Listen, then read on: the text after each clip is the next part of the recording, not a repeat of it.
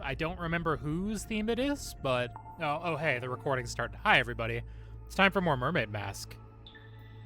Yeah, I'm having a great time with this game. Yeah, I can't remember which theme it is, but it's one of them. Rollin'. Oh, shit. Okay. Fucking Cheshire making me goddamn transform. Hold on, I got buttons. It is this one. Bah. There we go. I haven't worn this in a while. All right, let's get into it, shall we? I am 54% of the way through the game, and I don't really feel much closer to an answer. It said to go check out the monk room, my hint did, so there's gotta be something in here that I missed. A framed photo. It's been hung from the pipe, so you can see it from the bed. Oh, I didn't look at this? I never looked at this thing! The fuck is wrong with me? Okay, is that the only one? Explore the engine room. Okay, what am I missing in the engine room? The engine room is this one. This is not the engine room. This is the cargo hold. Try again.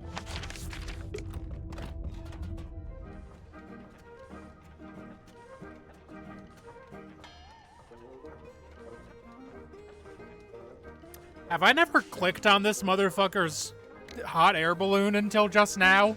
Grip, can we take a look in the basket? Yes. Will you be getting out of the basket? No. No.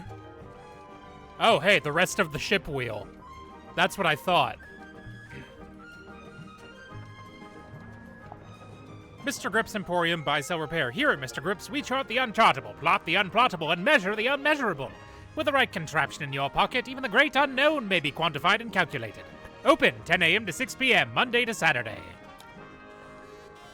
Pizza crust? No, this is the rest of the busted-ass ship wheel. Okay, we have now found all clues. Talk to Grip? Yeah, what's up with the fucking ship wheel, buddy? Oh, yes, I remember hearing about this. A submarine constructed by the harbour master and the shipyard mechanic, who I believe was her husband. Where'd you hear about it? Just gossip from around town. Around town, inside the submarine. Okay, so you're not really an aeronaut, but you did own a hot air balloon for some reason? For most of its life, it was just ornamental. We put it out the front of the shop as a billboard. No wonder you crashed if you were trying to fly an ornamental billboard. And then after you crashed it, you brought it inside the submarine? You'd rather I just let it sink into the ocean? Besides, it's useful. Anytime I want to reread our company mantra, it's printed right there. And anytime you wanted to check your opening times, they're right there. Quite right. Oh look, there you are, with the cane, as ever. Of course, Mr. Grip always has Cornelius Kane by his side. But why? What's the point? I don't know what to tell you. It's just my shtick. Oh my god. There's something suspicious about Grip. Pretty good. Yep. Okay, let's fucking get this guy. Hey, buddy. The Curious Case of Cornelius Kane. Ha ha! How about you? I've been looking forward to this part. Yeah, there is something, or someone, that I'd like to ask you about. Cornelius Kane. Where is it? Cornelius? What about him? His appearance. His appearance. I don't think he looks quite like he's supposed to. What a thing to say! You've only just met him. Yep, the balloon basket. The picture of the cane looks different to the cane Grip has now. Mention it. They don't match at all. The one you've got is a different shape, and it's made of wood. This is what you're grilling me about. Why would the two canes look different, though? Grip made a new cane after arriving on the Made a submarine. new cane after arriving on the submarine. What a damning accusation.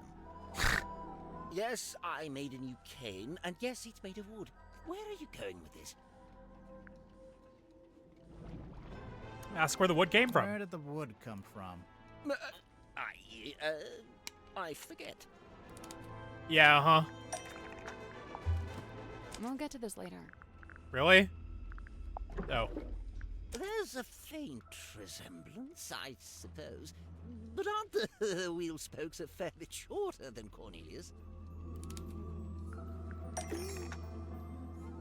Whoop. If you remove the bandage, you can see Cornelius is made from 2 pieces of wood that are 2 wheel spokes joined together. Remarkable! This is quite the revelation. Oh, wait. You're saying you didn't know the wood came from the wheel? Of course I didn't. Why would I know anything about that? Because you've got the rest of the fucking You've wheel. also got the rest of the broken wheel pieces. They're in your fucking basket. The wood inside the basket is from the broken ship's wheel. So, Grip, I have to ask, do you know anything about how the ship's wheel was broken? Yes, I was there when the wheel was broken. In fact, Mortuga and I, we broke it. You broke it? I was trying to take control of the wheel, and Mortuga forcibly wrenched it out of my grip. He was very strong, you see. Wait, you tried to steer the submarine without permission? I did. Why? There'd been a disagreement. It's nothing, really, and not important. A disagreement? About what? Where to take the submarine? Something like that.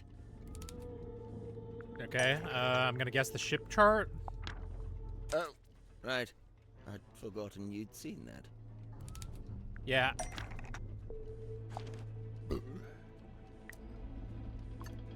Service record Map sticker. Interpreted by Godric Grip. For customer, Magnus Mortuga. Yep. It's a record of service from your shop. Not the one here in the submarine, but the real one in the town. It's all there in black and white, I suppose. Yes, indeed. Some time ago, Mortuga came into my shop. He showed me the map and asked if I'd be able to interpret it for some voyage he was planning. Interpret it. It's marked with an X, but there's nothing in the way of coordinates. Nor are there any apparent landmarks, given that A lot it's of random just described letters as an on area here. of Ocean. So, how did you work it out? By employing every ounce of my skill, by working harder than I'd ever worked. Something about that map, the mystery of it, the feeling of chasing down the unknown. It grabbed me, and it didn't let go. For 2 weeks, it was all I thought about. I was so focused on it, I barely slept. Easily the most thrilling job I'd ever taken on. I even waived the payment. I couldn't in good conscience charge for something I'd enjoyed so much. The problem was, afterwards, all my other work suddenly seemed banal. I began to daydream of that thrilling feeling, that pursuit of the unknown. Oh, it no. led me to eventually close up shop and head out in my balloon on a voyage of my own, which, as you know, ended rather abruptly. Right. But to be pulled from the ocean by Magnus Mortuga himself, and to find that very same map laying on his desk.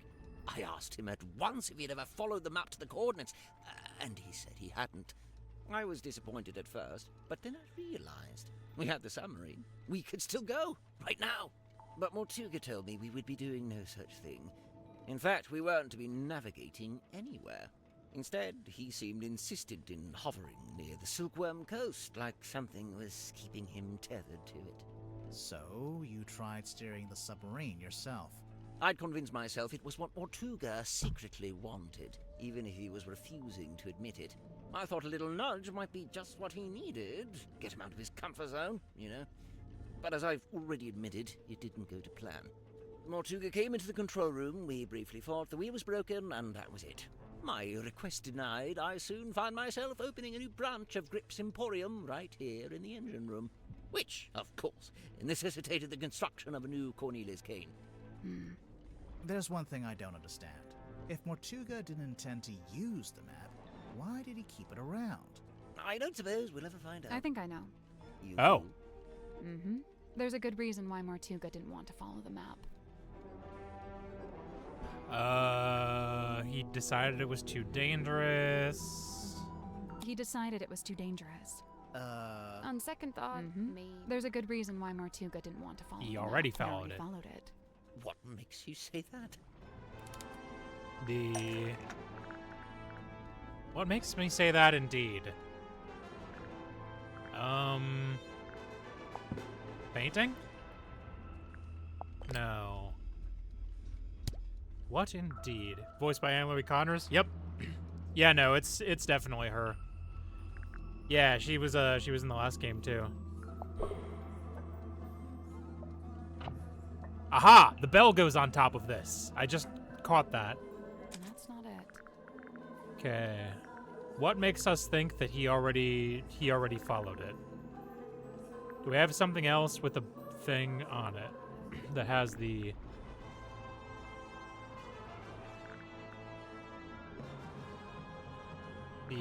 captain's log? That's not right. No. Painting. I think the diary pages in the back meant... True, but I was thinking about something. I think the diary... True, but I was thinking about something a little... Oh, something a little more tangible. What do the diary pages say?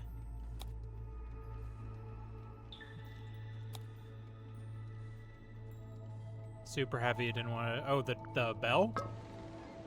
That's not it. The bell. Bell? Bell. That's not it.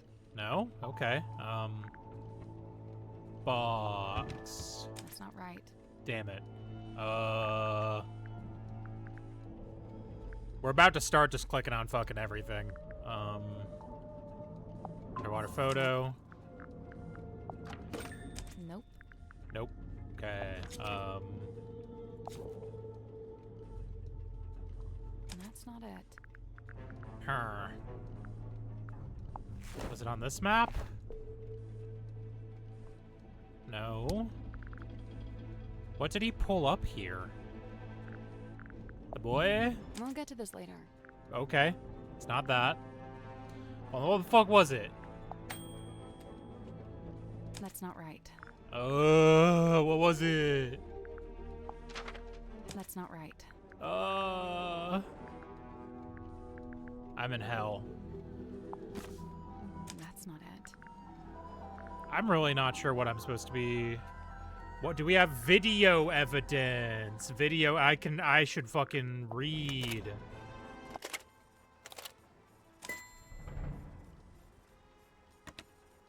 This is a film of Magnus Mortuga and a woman named Felicia Stonetop. They're talking about their plans to follow the map. Remarkable. Wait, was that filmed here on the submarine? No, in fact, it's not a submarine at all. It's the ship. The ship was called the Dearest Selena, but it belonged to Felicia Stonetop. She was the captain and Mortuga was her helmsman. See, he's at the top there, manning the wheel.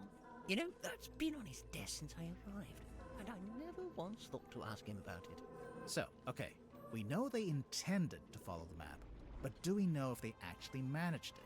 Good point. Making plans is one thing, but a successful expedition is quite another. I can't be sure, but there was something we found here in the submarine. Something that suggests to me Mortuga actually did reach the center of the map. Okay. Do we have something to suggest that Mr. Mortuga successfully reached the center of the map?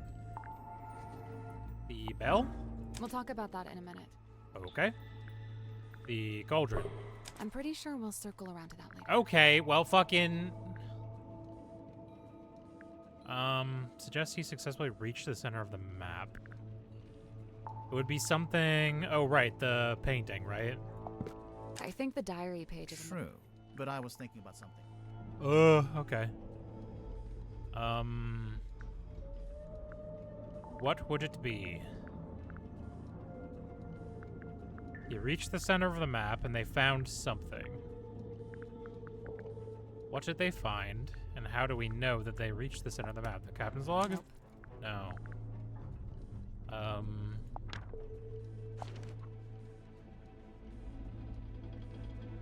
don't want to compare it to itself. Okay, fine. Be that way. I'm really not 100% hundo, not a hundo P what they're looking for here. That's not right. Nope. I think we'll circle back around. Okay, photo. Nope. No. Well, what suggests... do we have an object Mortuga found that suggests he successfully reached the center of the map? What did he... What do we have that Mortuga found? What's that got to do with it? On the... On this. Yeah, that's this thing. Creepy drawing. Oh yeah, look at that. I think you might be right.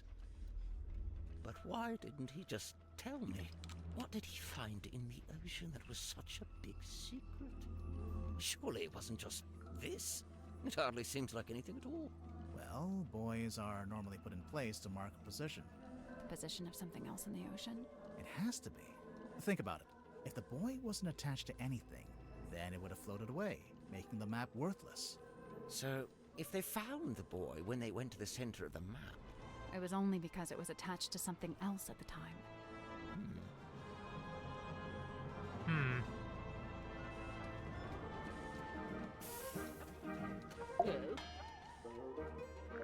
Okay, I think we need to take this up to... We need to go ask her about the photo. Hello. I have things to ask you about.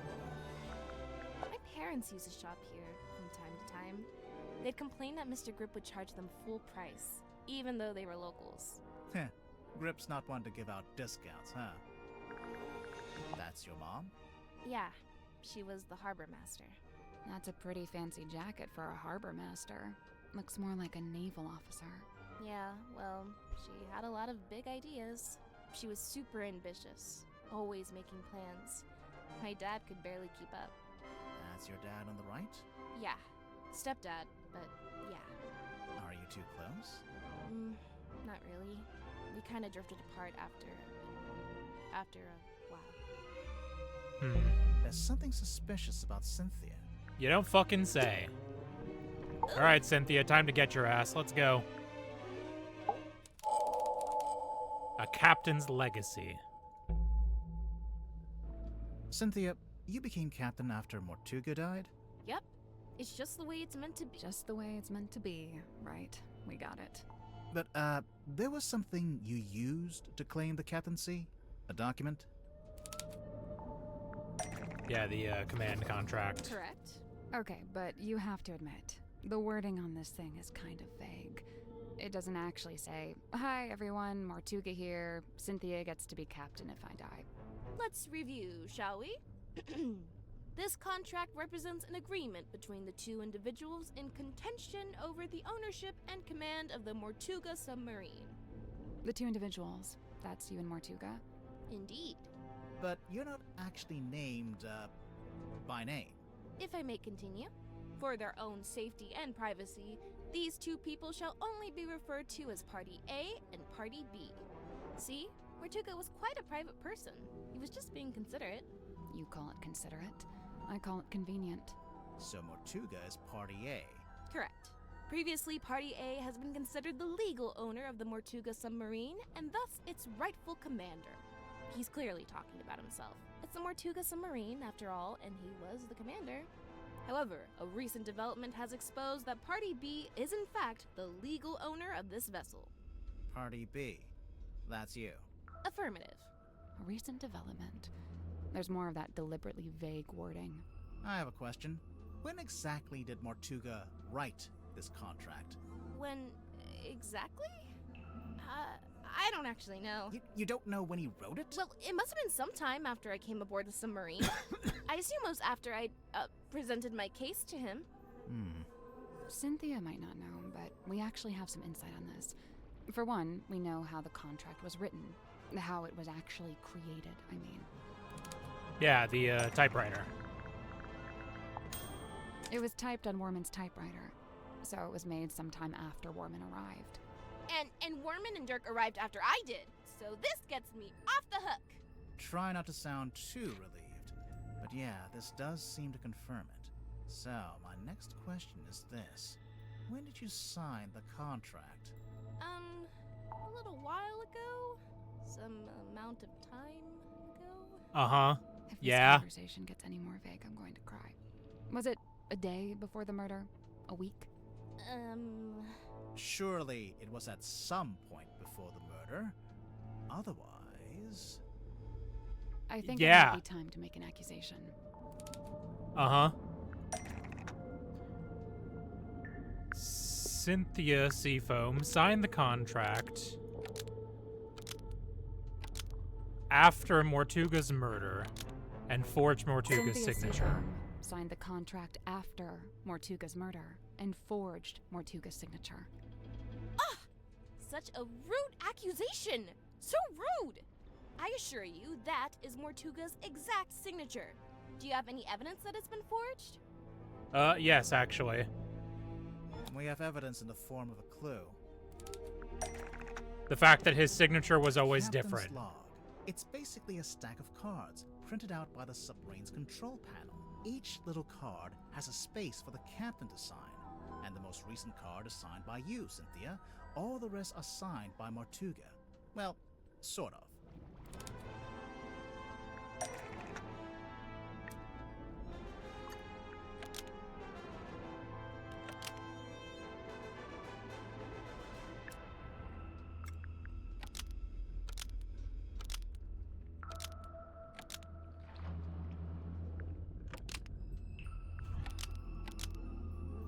This one is an exact match of...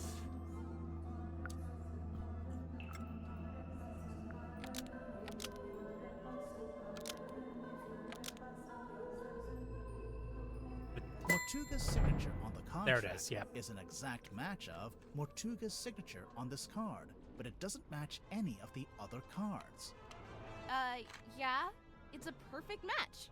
What's the problem? The perfect match is the problem. You were too accurate.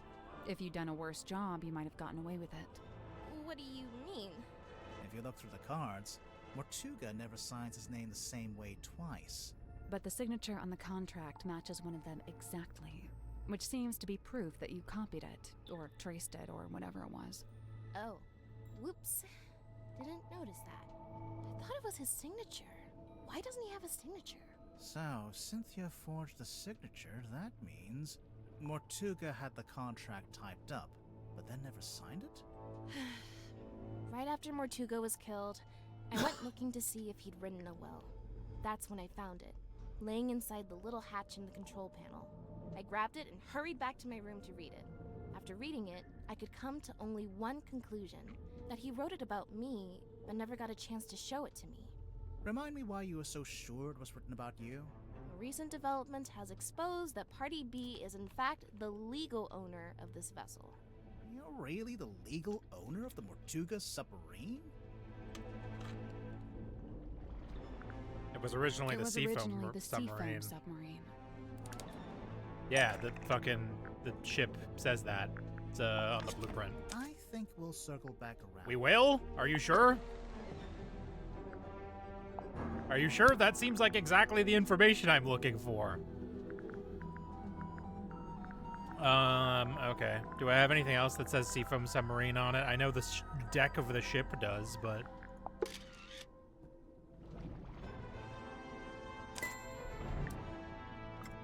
Cynthia's family were constructing the submarine, which is known as the Seafoam submarine.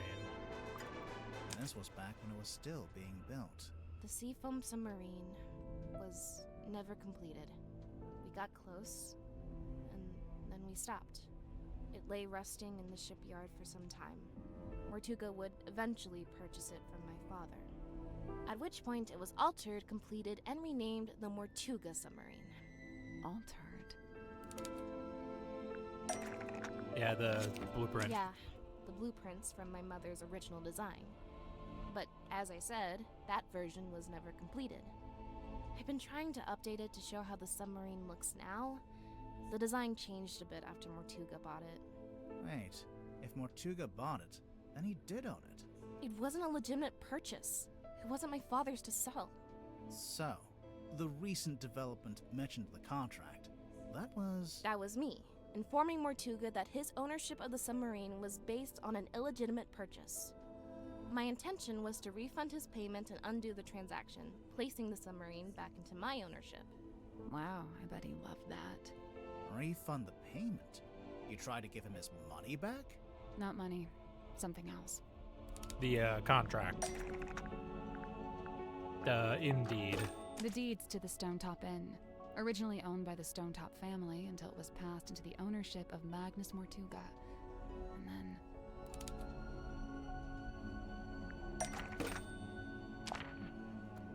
Don Drummond. This is the right clue, but let's be specific. Deeds passed from Mortuga to Donovan Drummond, Cynthia's stepfather. So that's how Mortuga paid for the submarine. He sold his house, basically. I came aboard with the intention of giving the Stonetop Inn back to Mortuga in exchange for my mother's submarine. And that's exactly what I did. But did Mortuga actually accept your offer? When I first made the proposal, he didn't give me an answer either way. He looked at the inn deeds very closely, read the whole thing, front and back. Then he handed them back and told me he'd need some time. Before I heard anything else about it, he was killed. Obviously, I thought I'd never find out what his decision was, but then I found the command contract. It seemed like he decided to accept my proposal after all, and just not had a chance to tell me.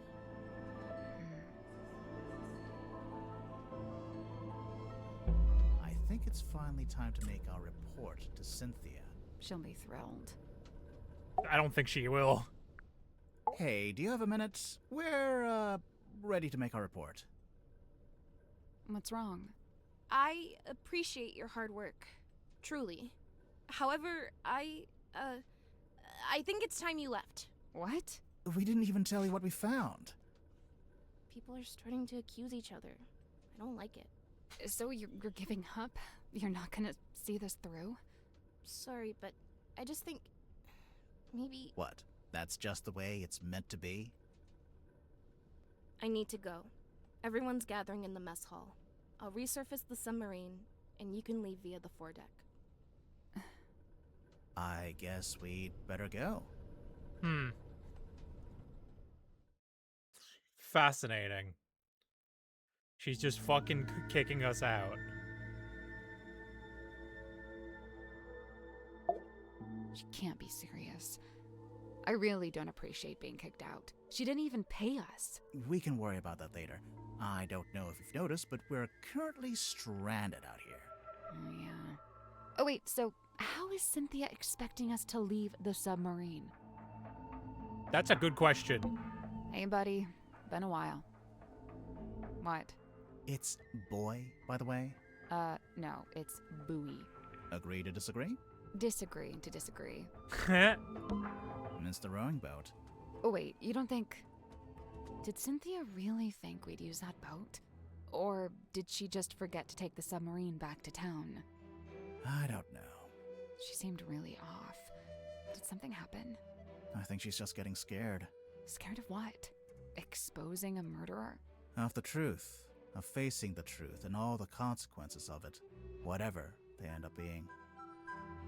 We're not really going to leave, are we? No, we're not done. Not yet.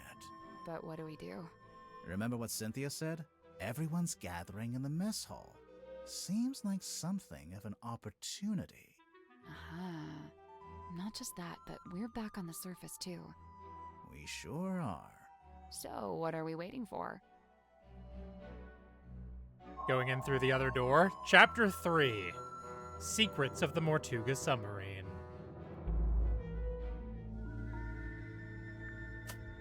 Alright, so if they're gathering in the mess hall, we just have to not go to the mess hall.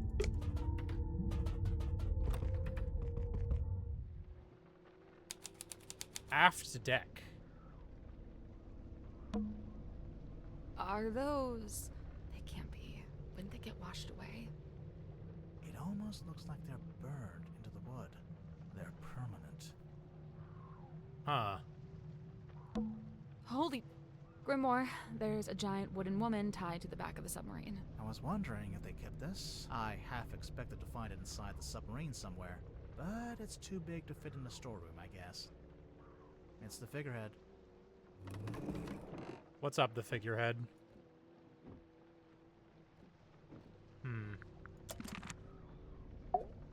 We arrived at the submarine just before sunrise.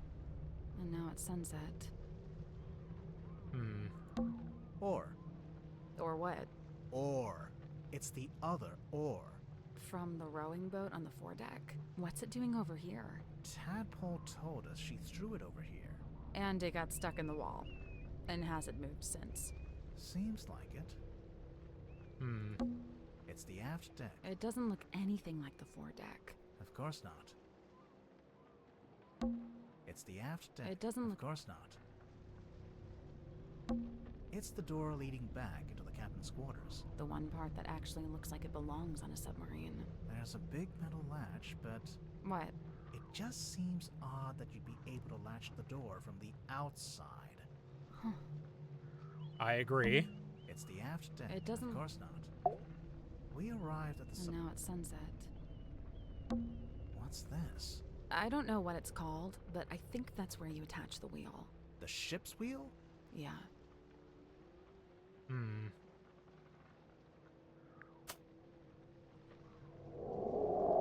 Excuse me?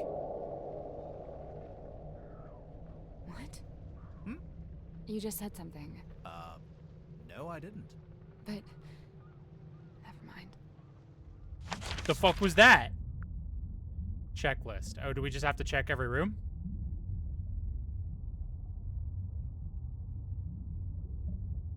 Why does that one say 1 of 8 on it?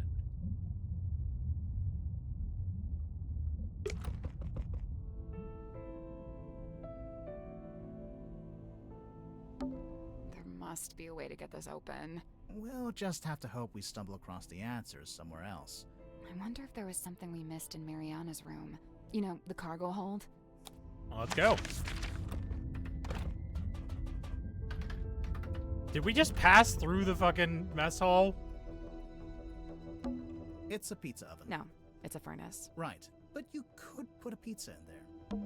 It's Mariana's tent, and she's not here to stop us looking inside. So, is there anything in there? Yep, a mushroom puzzle box. A what?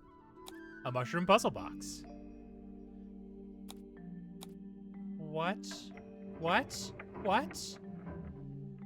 Evergleam, Illuminite, Nevergleam. Okay, so that one.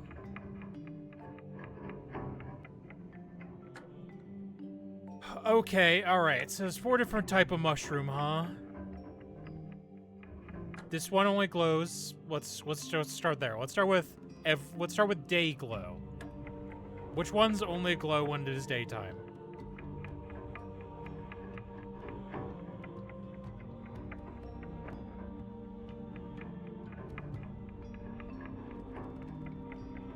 I think it's just this one.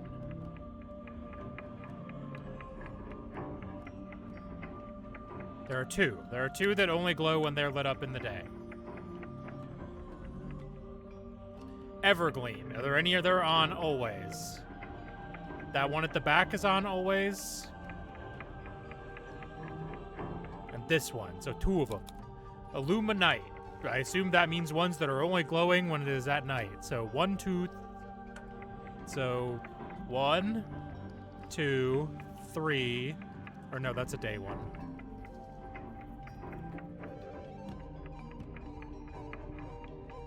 Three, I think. And then Nevergleam. Are there any that never glow? This one never glows. That one never glows. 3. 4. 5. 5, I think.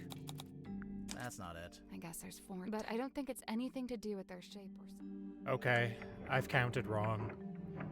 Okay, so day glow. Day glow is only glowing during the light. So that's 1, 2, 3, I think. Is that glowing? I think it is. I guess that's wrong. Some of the mushrooms glow in the light. Some glow all the time, and some... Okay, so that wasn't it either. Evergleam. So Evergleam is this one and this one. Yep, that's only 2. Illuminite. Okay, so let's start here.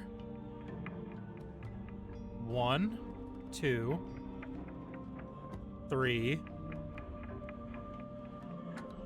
I think. And then Nevergleam. Ones that never glow at all. So there's one up at the top there. 2 right there. 3 right there. 4 at the bottom. 5 at the bottom there. I think. Nothing. Pick a mushroom and watch what Right. it does. Then we should be able to assign There's it. 14 mushrooms total. So if your answers don't... Fair enough. 5, 10. I'm missing a number somewhere. Nothing. Pick a mushroom. Right. There's 14 mushrooms total. Nothing. Pick a mushroom. Right. There's 14 mushrooms total. That's the one. There we go. Good job. It opened. What's in there? It's a little plastic thing. Oh, wait, I know what this is. It's a tape from Mariana's dictaphone. Really? Let's take a listen, shall we?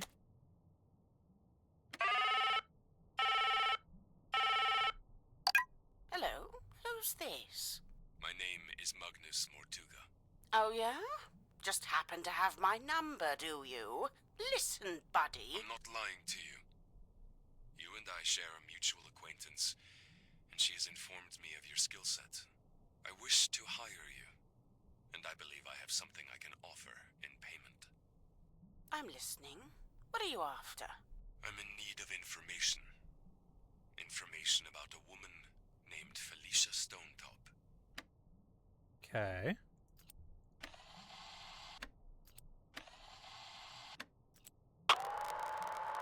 Oh, hello. I really don't know why you're here. This doesn't concern you. Even if it does, it is wholly unrelated to our unfortunate voyage.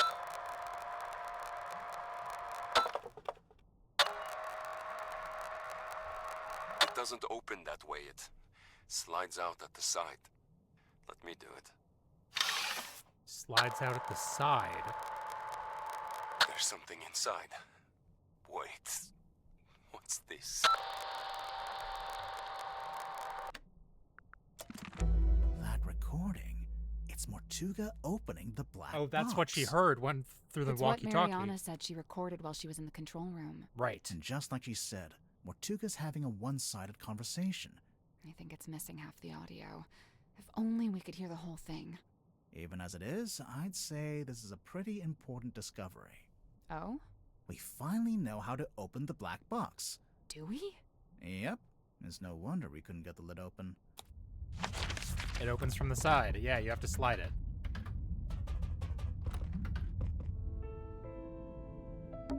Maybe there is a way to It slides out at the side. Let me do it.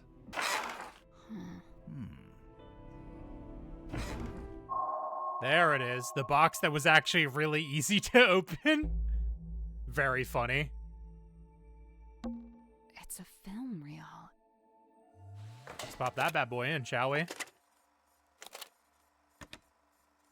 The rain is incessant, but it's oddly localized, like a local biome.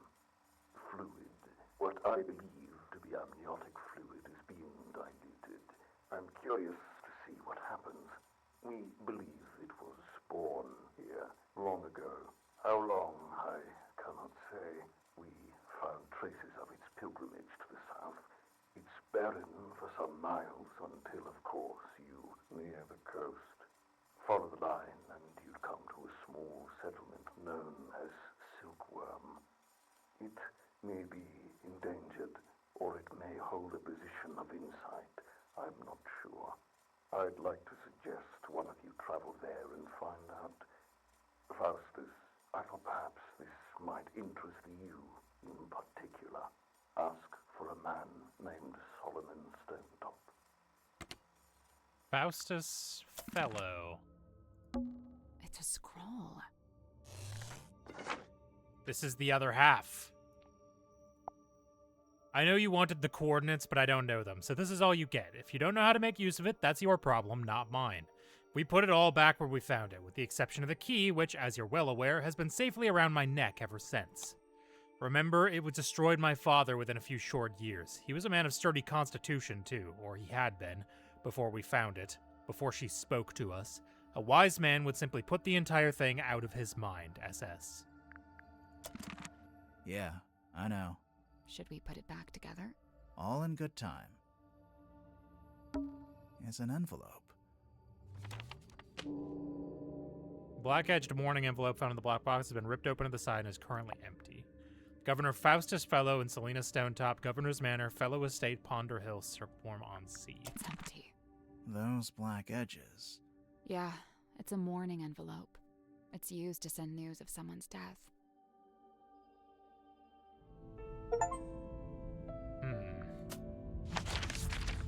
Alright, well, let's head to the dream chamber, because I know there's some shit in there.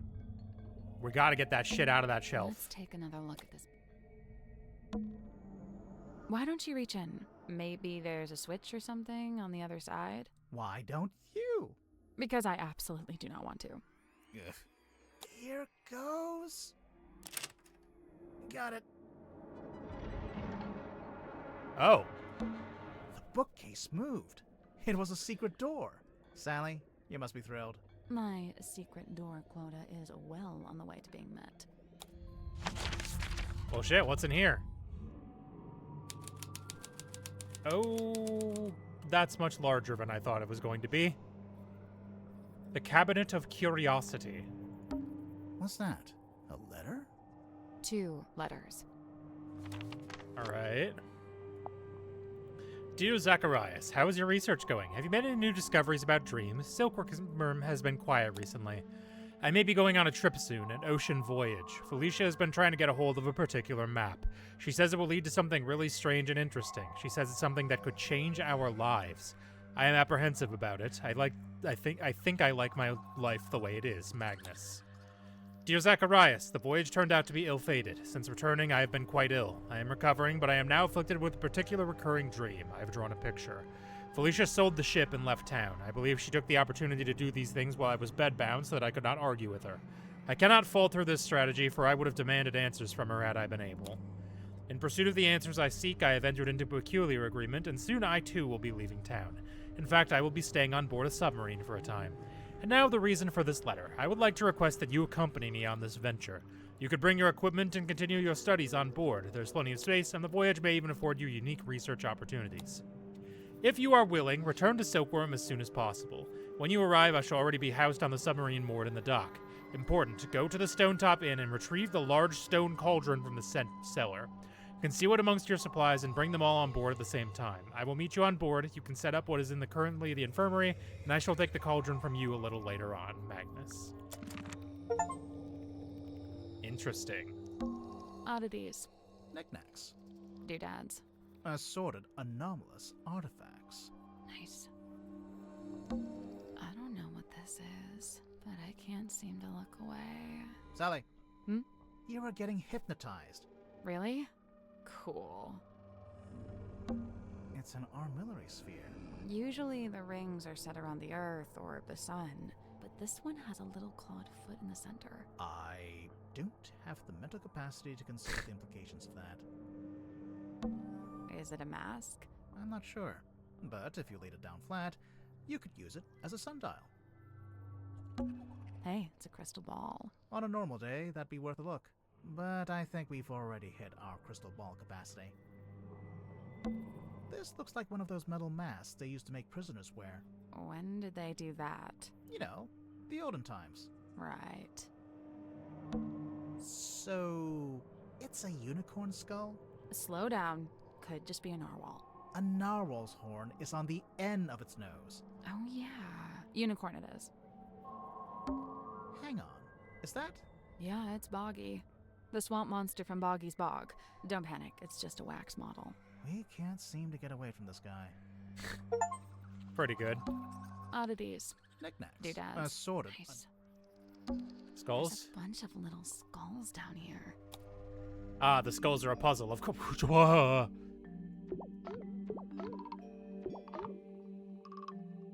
Why are they shaking?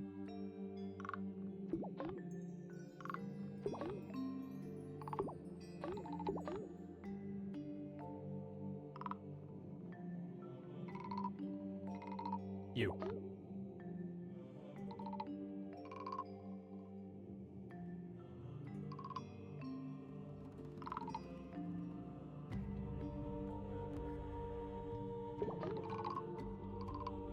Where's the last one that shakes? You can't fucking lie to me like this.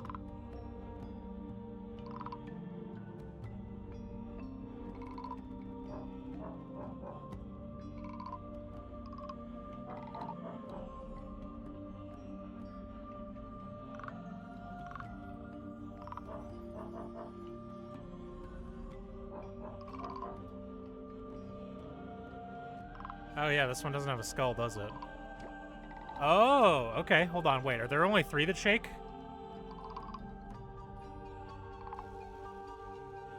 There are only 3 that shake. Okay, so what do these 3 all have in common? These 3 all shake. Now, there are only 3 with eyeballs, too, which is interesting.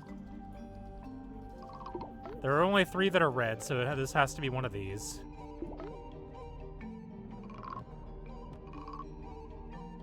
Jaw, jaw, jaw, jaw.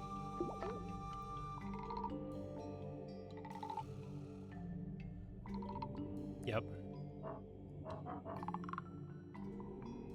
Schnauz. Can we do have a schnauz column? We can't have a schnauz column.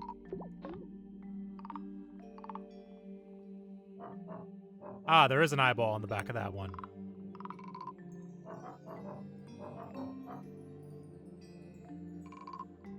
Okay, horns. Be this column. Noses on the bottom, red.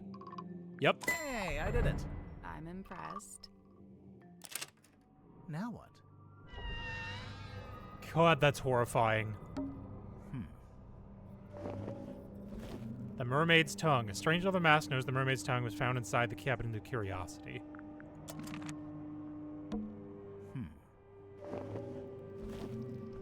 Yeah, I hate this thing. I hate looking at this thing. This thing sucks to look at, and I hate it. Alright, who else is no longer around to stop us from snooping?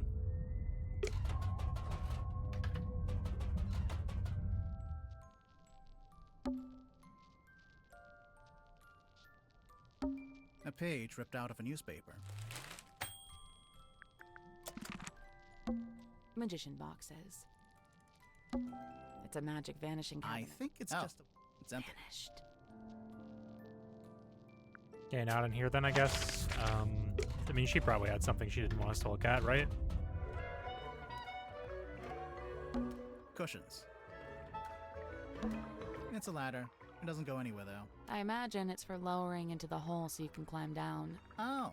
Or, you know, you could use it to display your collection of rusty jewelry. Oh, it's been drained of water. I thought it was a diving airlock, but maybe it's just a ballast tank? Only one way to find out.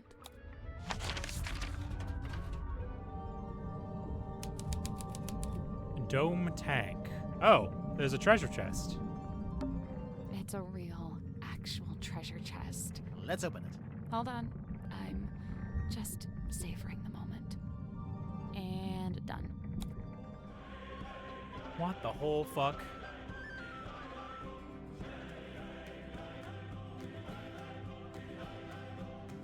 What the fuck? Tap the pirates to rotate them? Okay, I need to... Can I look at all of these, please?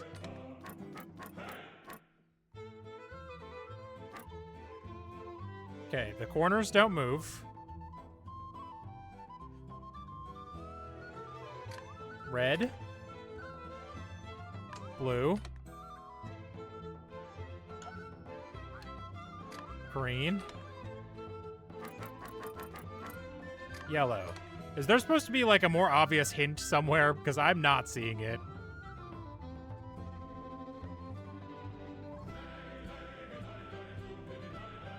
Oh, it's the... Okay. So this one's wearing a hat, so I think that's correct. This one, the can only see through the periscope. This one can see completely.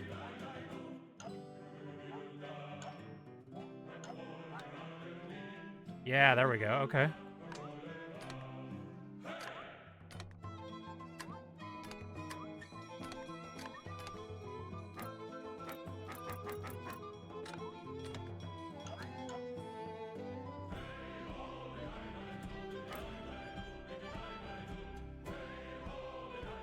Okay, so I think that makes sense for all the flags.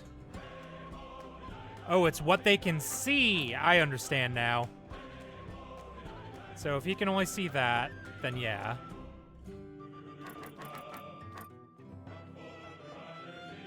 Yep, he would be only able to see that because his top of his eyes are covered. Huh? I did it. Hey, there we go. Good job.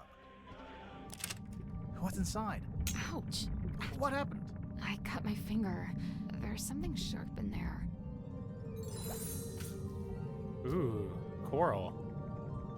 Pile of assorted ocean-themed treasure was locked in a chest in the dome tank. I guess it was the coral that's sharp. It's weird. It's like crystal. What's wrong with you? It's actually treasure. Coins, pearls, gems. Standard treasure. You were hoping for something else? I assumed it'd be something weird, something confusing, something to turn the case on its head, you know? You know, maybe we should go back to the mess hall. I thought we were avoiding it. Everyone's in there right now. Yeah, well, that's exactly why it might be useful. Not yet.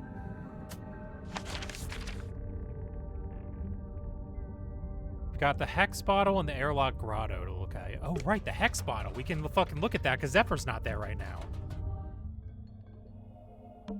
Hello? Hex? Is he still asleep? Hello. Ah, Jesus.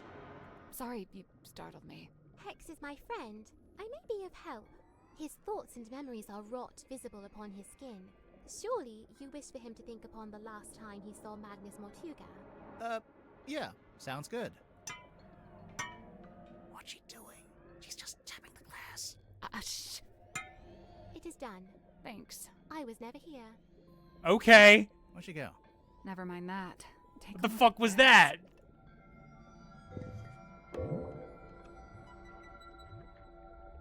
Saw him.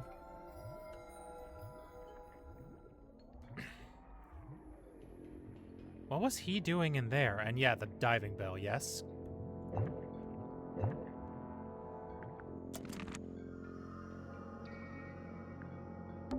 The hex bottle. So we can't click on that yet. Okay, the airlock grotto. There was still something I missed in there. But what? It's a curved piece. Looks like it's from the hull of a ship. Looks like a jellyfish. It's 2 glass Right. jellyfish. We already solved it. All right, there was a... Yep. All right, what am I missing in here then? Oh, that reminds me. I need to buy new towels for my bathroom. Sally, we're solving a murder here. Focus. That's a big mirror. It's the kind of mirror you'd walk through to get to Mirror World. You've been to the mirror world? What's it like? On reflection, it's not that great. Ugh. No, that was good. Shut up, man.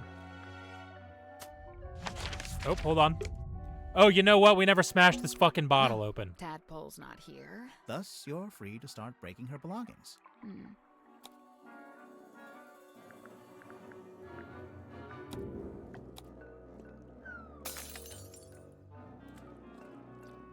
Now we can finally take a proper look at this. Curse in the Cauldron. A small room within the bowels of the ship. His lifeless body lies in the shadow of an ancient stone cauldron. The cauldron's heavy iron lid has never been unlocked. It has never been opened. For all his strength, he ultimately proved powerless against the lure of the unknown. On this morning, the cauldron has been unlocked. On this morning, it is wide open. It is understood that Party A commissioned Mr. Donovan Drummond to construct the Mortuga submarine by combining parts from 2 other vessels. Party A claimed to have paid for this transaction alone, and thus was the legal owner of the Mortuga submarine despite its name. However, one Cynthia Seafoam has now provided evidence of exactly how Mr. Drummond was paid. It transpires that Mr. Drummond was paid with the deeds to the Stone Top Inn, which belonged solely to Party B at the time of the transaction. Well, that looked familiar. It's a secret 3rd page of the command contract. Secret 2nd page, technically. Interesting.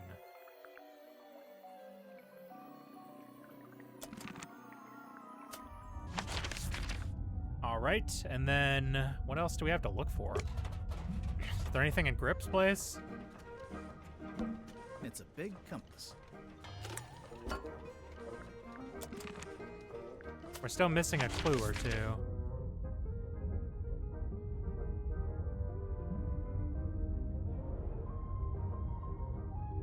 Is there anything we haven't looked at yet?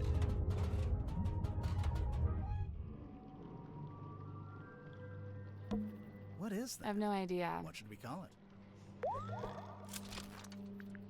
Now we know this one. The switch is over here. We already used it to open the drain. So, the Sure. meaning water is getting into the submarine from the outside? Best not to think about it. Huh. Let's check the mess hall. Okay. Everyone's in here. I don't think they spotted us. Let's stay back here. Maybe we can listen in on what they're each talking about. Eavesdropping? I never used that word, but yeah.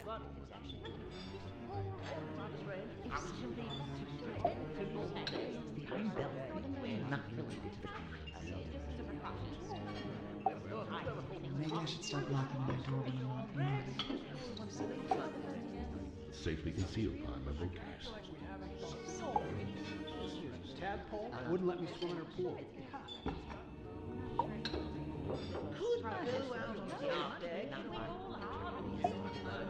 How it's still in the pocket of Mom's jacket. Yep. There it is.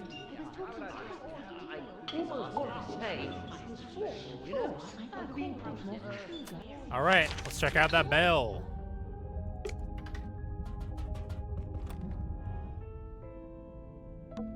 Maybe it's time we took another look at this iron bell. So, we've been calling it a bell this whole time. It's not a bell It's at not all. a bell at all. It's a mechanism that connects to another clue. Yeah, to the fucking this.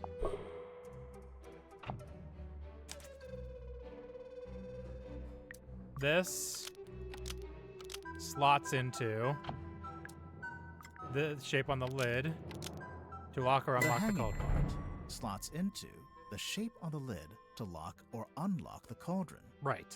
If the bell attaches onto the top of the cauldron, then it must be possible to move it down into the room below, into the illusion theater. What are you suggesting? We carry it along the hallway, down a ladder, along another hallway? No, there's gotta be some simple way to do it. Yeah. Let's take another look at this room. Okay. A series of ropes. They're for hanging the bell from the ceiling. What do they connect to? A series of ropes. They're for hanging. Should we move the table? I'll let you do that. Should we move the rug? Me again, huh? Yep. A hatch. Should we move the lid? I can take this one. Wow. Thanks.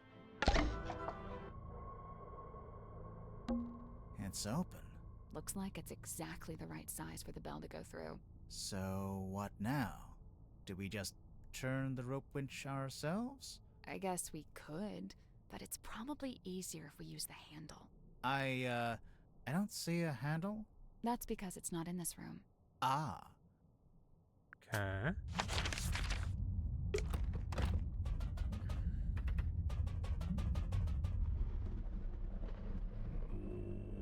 Oh, it's not in this room either.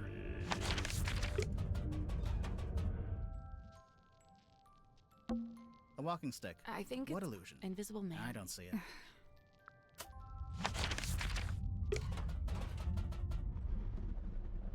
Handle. You don't want to take another. I do. But let's finish the... Maybe the handle's in the jacket? Now Cynthia's not here, we can finally take a closer look at that jacket. We could, but it's still locked behind glass. There must be some way to get at it. Well, there's an electronic panel over here. Some kind of switch, maybe? Take a look. Oh, God.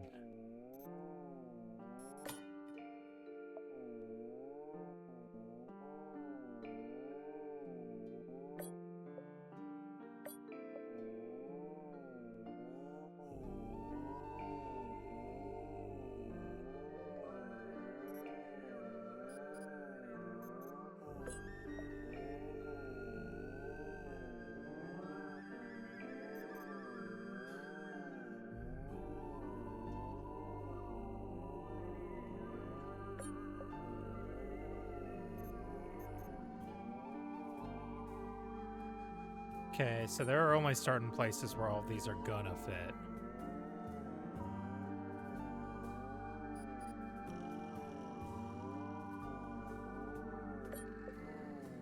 Okay, what the hell am I doing here?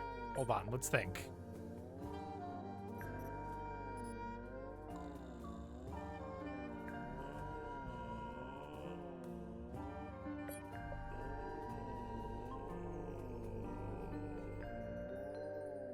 And I have to imagine the places where they're going to fit will be obvious.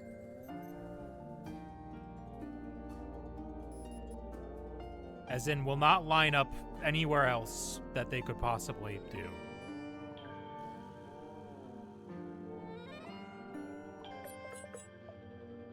Yeah, because I can't rotate these or anything, so like...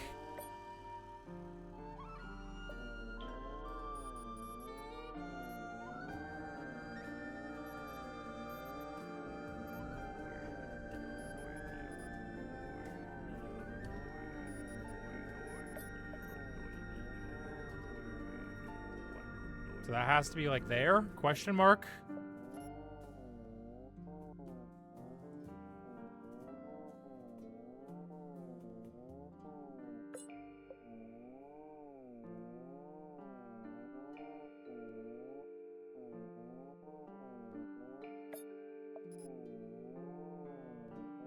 No, that's not it.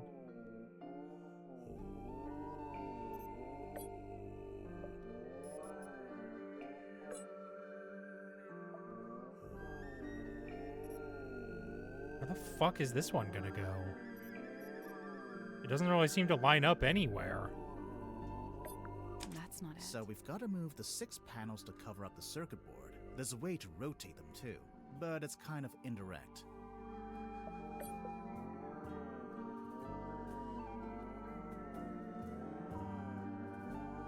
Okay, they have to cover up the circuit board specifically.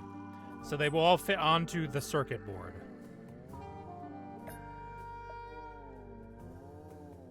Wait. Is this the way to rotate them? Oh my god. Like they're magnetically attracted to each other, sort of?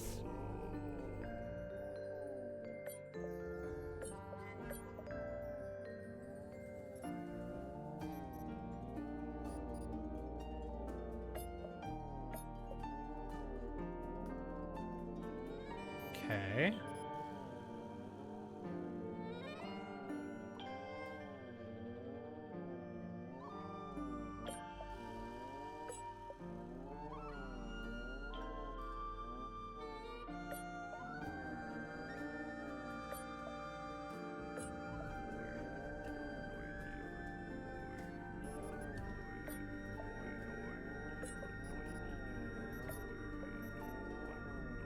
No, that's going too far.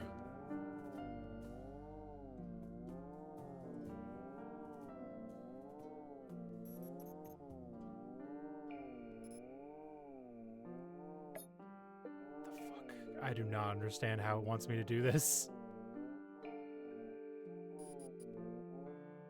Like, it has to be something like this.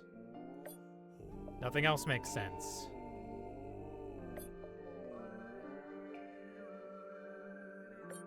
I guess that's wrong. Each panel's connected to a smaller circular part, but we don't need those. No, but we can use them to change the angle of the panels they're connected. These move?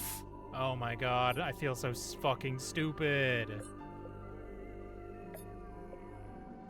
Well, I think that'll fix me.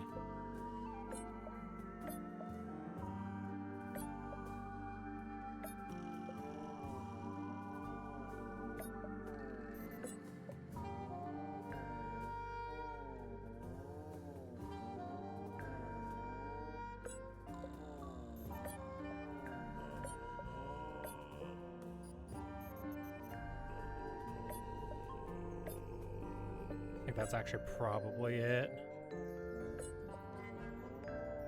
Or close to it.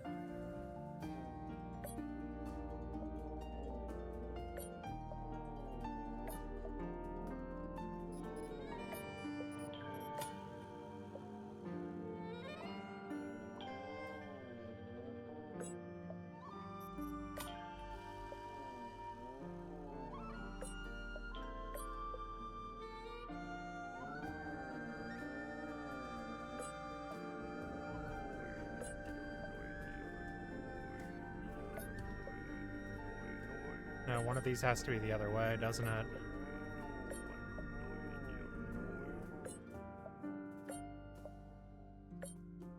Yeah, both of these are gonna have to be pointing the same way, which is interesting. Unless it's unless it's like in the middle? It has to be in the middle, actually. That's the only way to get two of them to line up on opposite sides.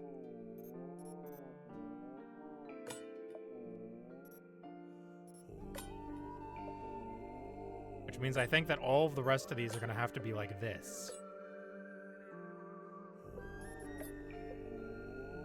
Yep, that lines up.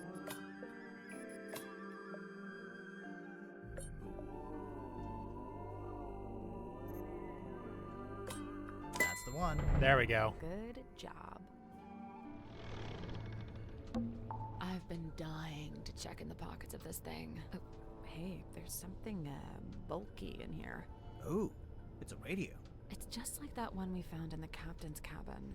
Well, Yep. Almost. Yep. Is that everything? Nearly. There's one more room we need to revisit. Illusion Theater. Well, here we are. One last time. There must be some way to get the iron bell to lower onto the cauldron. There must be a way to lower the iron I bell. think we should probably shut the cauldron. We'd better shut it. Let's leave it shut for now. Where the hell is the lever? There must be a way to lower the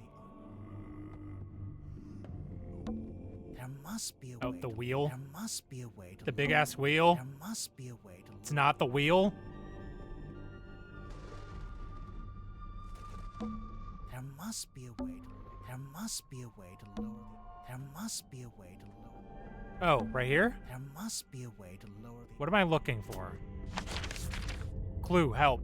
Help, clues? I need clues. I need a clue? Can I have a clue?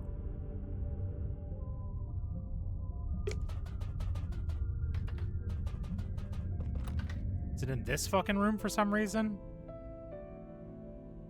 No, I don't think so. Like, we already determined it wasn't in there. Where is it? There must be a way to lower There must be a way to lower There must be a way to lower That post taped to a pipe on the wall. The pipe looks a little loose. Do you think it's supposed to move? That's why it was upside down.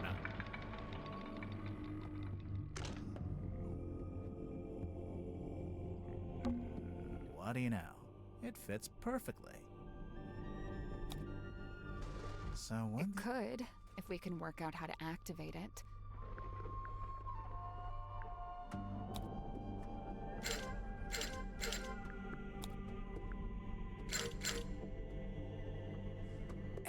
I can't quite reach both handles at the same time. Maybe if my arms were a little longer. You know, you don't have to stand there with your face pressed into it. I'm not. Because there's two of us. We can take one handle each. Yeah. Oh, right. Turn both handles. There was something sharp on it? That little metal part isn't supposed to be there, huh? I wonder. Metal fragment that was lodged into the iron bell.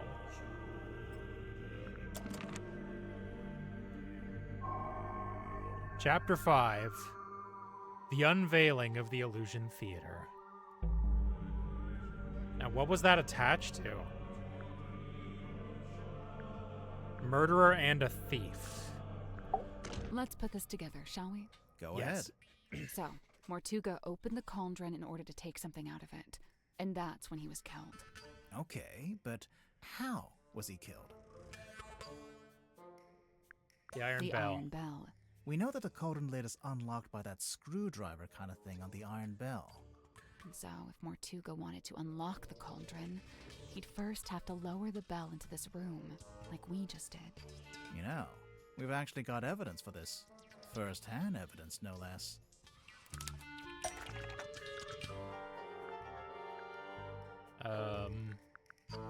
The hell am I looking for here?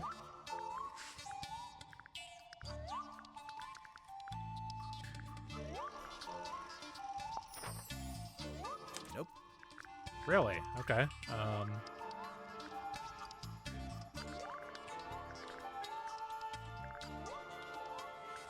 Evidence, something showed us a vision, and oh yes. The Hex bottle. Hex had a memory of seeing Mortuga through the window of the Illusion Theater. Oh yeah, look at that. The dark shape that lowers down in front of Mortuga. That's the Iron Bell. Must be. But then to actually unlock the cauldron, you have to turn the handles on both sides of the bell. Yeah, well, we just did that too. It was easy.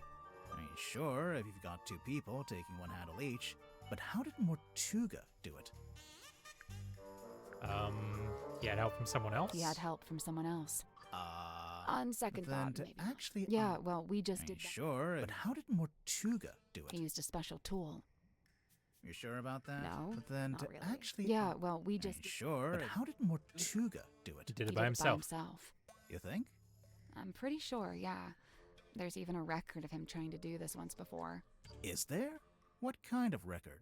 Felicia Stonetop's diary, from their time on the Dearest Selena. Magnus put his arms around it to turn the things. He can just about reach, but I told him not to do it like that. Might not be safe, since we don't know exactly what'll happen. So I said we could do it together, one each. So Mortuga could do it by himself, but only just. Right, only just. In order to reach both sides, he had to place his body directly up against the bell, just like Oh, you were trying and that's to what do before happened. I told you not to. And that's what got him killed? Yes.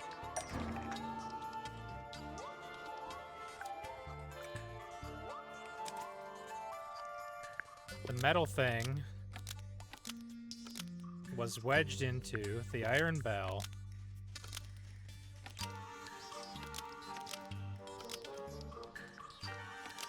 The metal thing was wedged into the iron bell to kill Mortuga when it rotated around. Mortuga was cut straight across the neck when the upper section of the bell swung around. We saw how fast it goes, and it's really heavy. It must have a whole load of force behind it. The little metal thing, it's not actually part of the iron bell. Someone must have put it there. Right, the culprit, presumably, knowing it would kill Mortuga if and when he tried to unlock the cauldron. Only it's, kind of small. Even if you did press up against the bell, I'm not sure it's long enough or sharp enough to cut you. It was longer, it's been broken in half. But it's been broken in half. The part sticking out of the bell isn't the complete murder weapon. It's a fragment left behind when it was broken, presumably when the culprit took it back out. A fragment of what? A knife? Something taken out of the black box. Something taken out of the black box.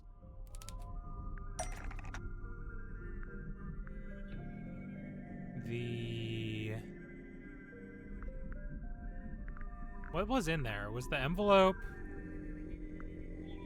the scroll, part of the contract?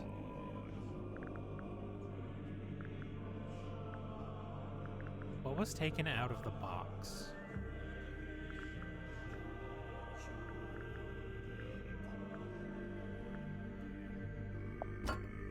We'll talk about that in a minute. Okay. Part of the figurehead? We'll get to this later. Okay. That's not it.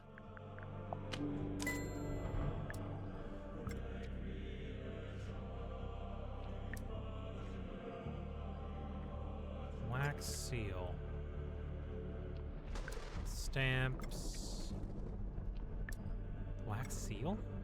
That can't be it. This is the correct clue, but we need to This is the right clue. This is the right clue.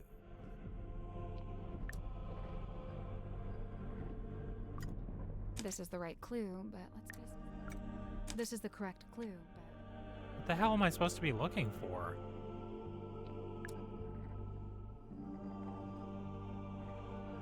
Seal, postmark, the envelope.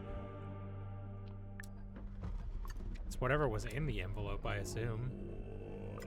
The imprint? The envelope's empty now, but there's an imprint of what was in there when Mortuga first opened the box. It's pretty clear. You can see exactly what shape it is. Okay, but what I didn't is even see it? that. And why was it in that envelope? Scissors. A pair of scissors. Sure about The envelope's empty. It's pretty clear. Okay, but what is it? A Necklace. It's on the figurehead now, right. We'll talk about that in a minute. Painting of someone wearing... Oh, yeah. It once belonged to Felicia Stonetop. She's wearing it in the painting. I'm pretty sure she is, anyway. I don't know. It doesn't show the necklace very clearly. It's half hidden in her dress. Something shows the full shape of the necklace, the figurehead. Here it is, as worn by Selena Stonetop, Felicia's mother, who presumably passed it down to her daughter. I'm assuming that's why it was eventually sent back to Silkworm, back to its original owner after Felicia died. So, the morning envelope was sent to Fellow Manor, and then Selena, or Governor Fellow, or whoever, they put it in the black box. And then eventually Mariana comes along, finds the box, brings it onto the submarine, and hands it to Magnus Mortuga. Who then opens it while he's in the captain's cabin with the culprit. Yes. Do the recording.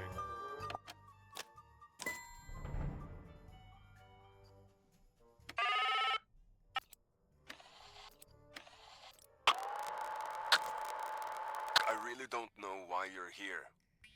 This doesn't concern you. Even if it does, it is wholly unrelated to our unfortunate voyage. It doesn't open that way. It slides out at the side. Let me do it. There's something inside. Wait. What's this? But what happened next? Well, we know Mortuga didn't stay too long in the captain's cabin, since Mariana told us he came back into the control room. So, maybe Mortuga left the culprit in the cabin with a necklace? And that's when they could have wedged it into the side of the iron bell, so that if Mortuga attempted to unlock the cauldron by himself... It would be the last thing he ever did. And a thief. There's something I don't understand. What? Mortuga opened the cauldron in order to take something out, and that's when he was killed. Right. So why was the cauldron empty? Culprit stole the The contents. culprit stole the contents of the cauldron. That's the only way to explain it. But how did they get to it? How did they get to the cauldron? You mean because the room was locked? Well, not technically locked, but Mortuga turned the wheel to shut the bulkhead door from the inside, and he shut it tight, probably as tight as he could, and by all accounts he was pretty strong. Culprit didn't need to use the The door? culprit didn't need to use that door. They came in through the... They came in via the captain's cabin. Yeah. You know, through the hole in the floor. Surely Mortuga would have made sure nobody could get into the captain's cabin. How? Key. He had a key, he would have locked it. You think? Definitely, since he'd have rearranged it like we just did, moving the desk and the rug to reveal the hole. He wouldn't want anyone wandering in and seeing that. So the culprit would have needed the eyeball key. Mm-hmm. But how? I doubt Mortuga left it lying around. He probably took it with him. Yeah, I'm pretty sure Mortuga did take the key into the Illusion Theater. But then he died in a locked room.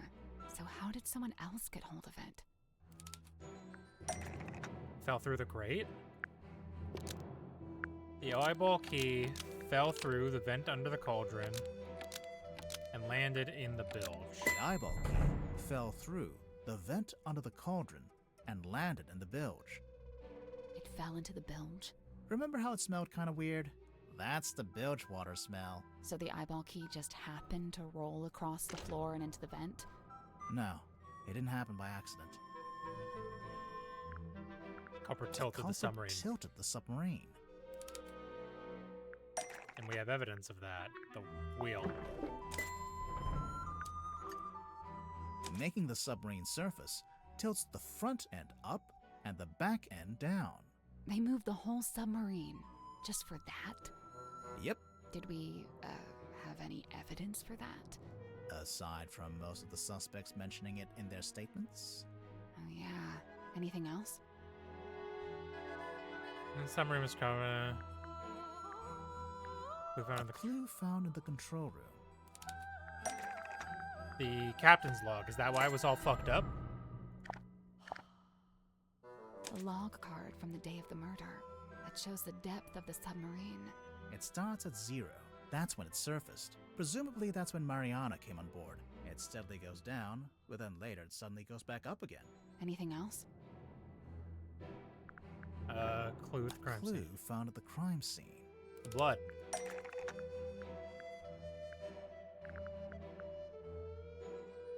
That was the submarine semi-tilt thing.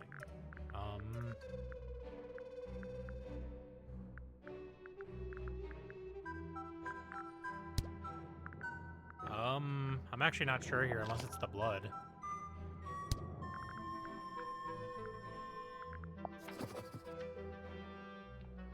Nope.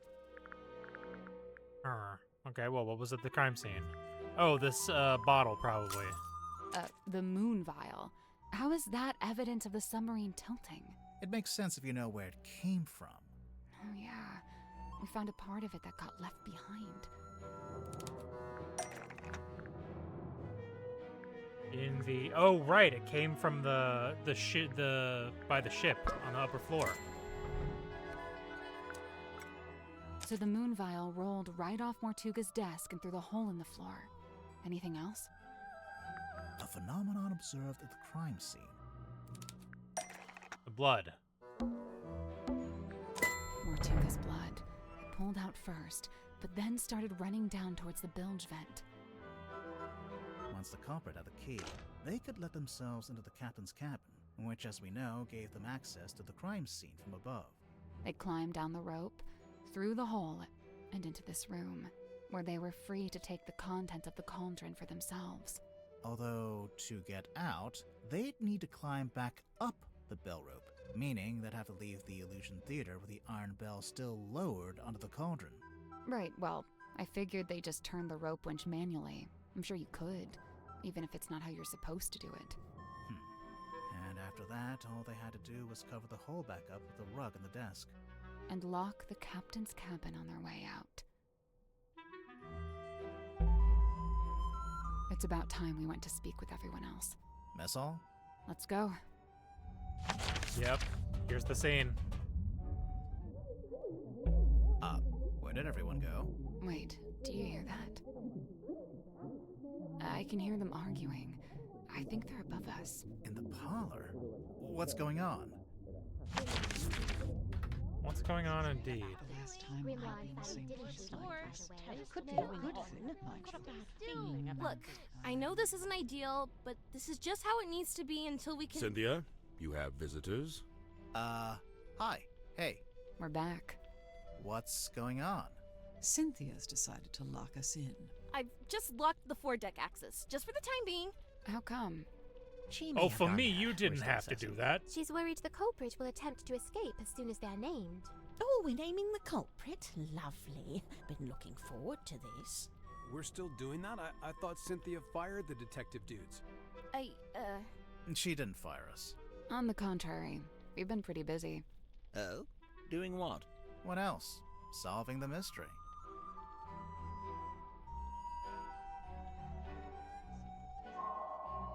Chapter 6.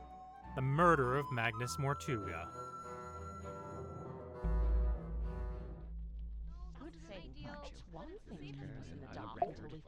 I know thy task is grave, but use a gentle hand, for we are frail and fragile souls. Fine. I don't like No it. promises. Who is it? How? Why? We'll get to it. What's the holdup? We're all here, aren't we? You have been inside my cabinet of curiosity. How did you know? The guilt is written on your face. You refuse to meet my eye.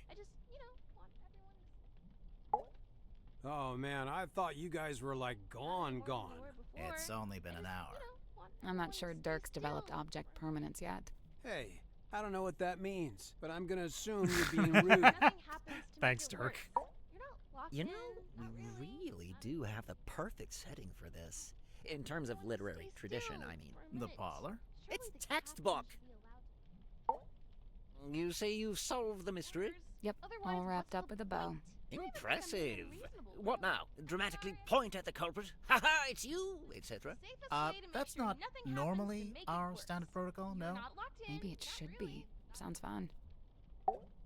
I can't say I like being locked inside the submarine. You feel like you might want to try to escape? No more than usual. You couldn't escape even if the foredeck hatch was open or floating in the middle of the ocean. But what if I've chartered a rescue helicopter? Have you? Have you? No, but what if? Not any more than you were before. I've got everything under control. That's exactly what people say when they don't have everything under control. Report. So, what are we looking at? Do you have the murder weapon? No. Kinda? Right, kinda. Cynthia, maybe you should have fired them. No, look, listen to me. Mortuga was killed by the mechanism of the iron bell. It lowers onto the cauldron and they fit together. It's a big mechanical lock. Right, and there's this little metal thing wedged in the side. It's not part of the iron bell itself, but it was. They're explaining. They got in and out without ever opening or closing the bulkhead door. So, the murder weapon... It's a necklace? Felicia Stonetop's necklace. And it's still missing? Right. Apart from a small fragment that snapped off and was left in the iron bell. And Mortuga was killed because he tried to take something out of the cauldron?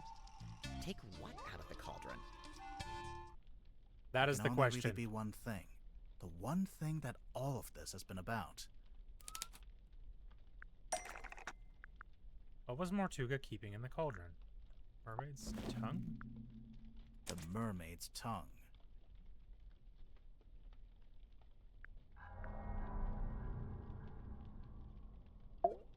I think she's nearby, waiting for one of us to act. The mermaid's tongue? It's the mask that was stolen from my room. The veil is thinning.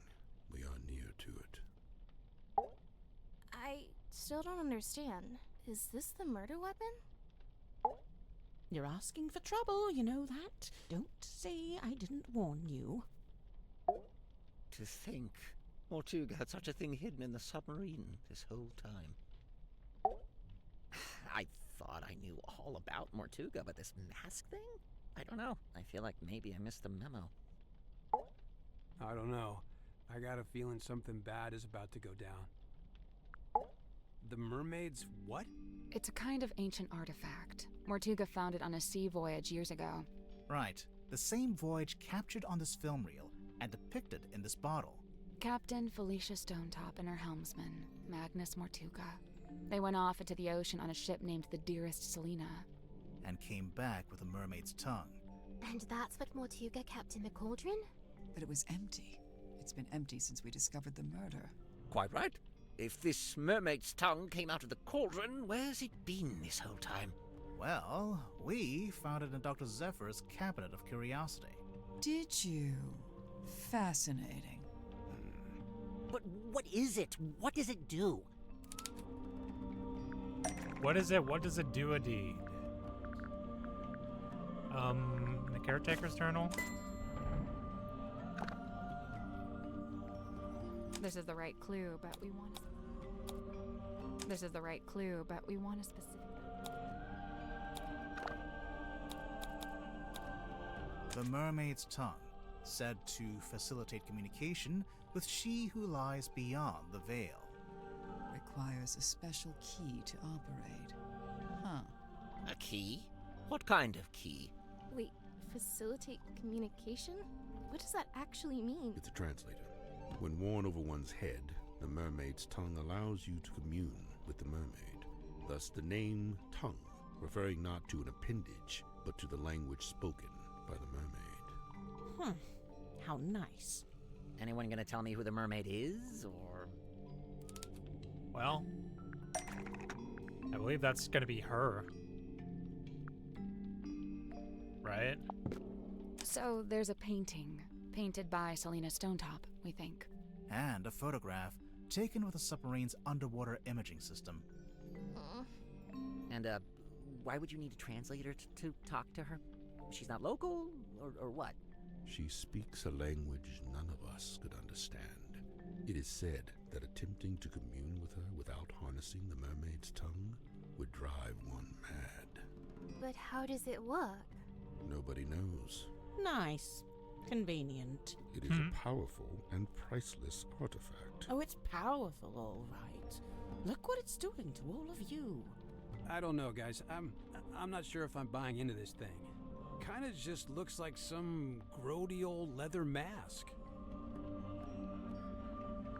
Because it's not complete? That's because it's not complete. How do you know? So this image here, it's a photograph of a drawing. A cropped photograph, too.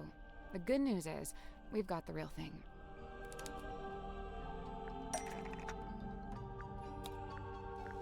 It is the mask. That's not it. Oh, right, it's something else first. Something on top. Nope. Really? The lower part of the image. That's not right. Nope. Really? Complete image of the mermaid's tongue. That's not right. Really? If it's not the if it's not the top part, then what is it? Oh, this is too big. We're looking for jewels, I think, then, probably? Nope. Really? I'm genuinely not sure what it wants from me here, then.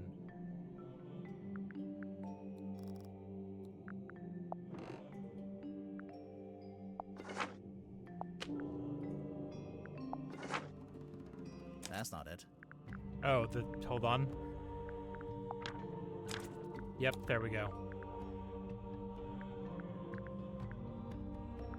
I forgot we had to. Piece of coral. It turns out the ocean map shows what it's supposed to look like.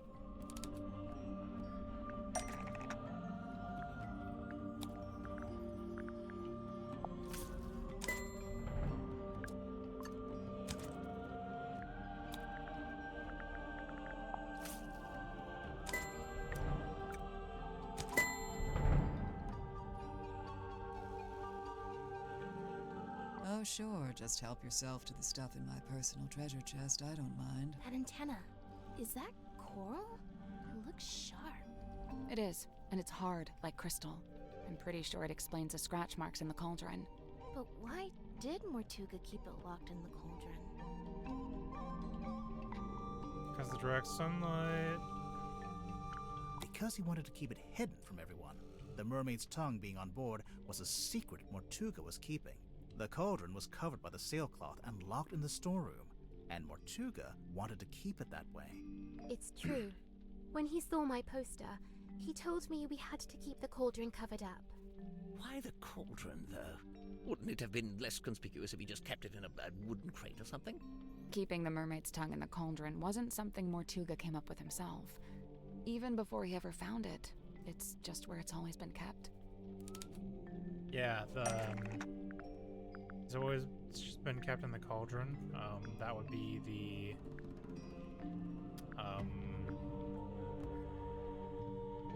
historically has always been kept in the cauldron.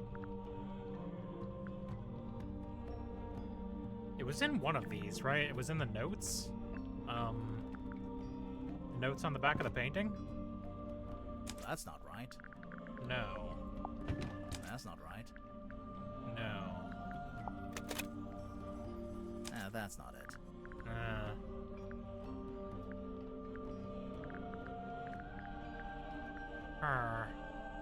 What thing shows that, though?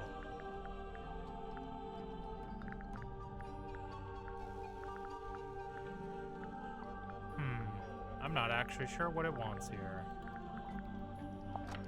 Nope. Nope. Alright, let's click on stuff until we get it. There it is. See? In the cauldron, beneath the iron bell, beneath the wooden buoy.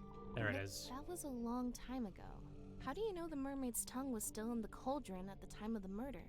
Well, Tadpole told us about someone she saw on the aft deck shortly after the murder. She described it as a demon, with a single horn and glowing eyes. The culprit, wearing the mermaid's tongue. Right. We figured they'd just taken it from the cauldron after killing Mortuga. So the culprit knew about the mermaid's tongue, knew what it was, knew how to use it? Definitely. But Mortuga never really told us about any of this. How did the culprit know about it? Because they were the third person on the Dearest Selena voyage. The veil is thinning or near to it. The third person? In addition to Magnus Mortuga and Felicia Stonetop, I assume. Right. It was a crew of 3, not 2. And what evidence have you collected to support this? Evidence? Let's see. Tortuga's film reel. Tortuga's film reel.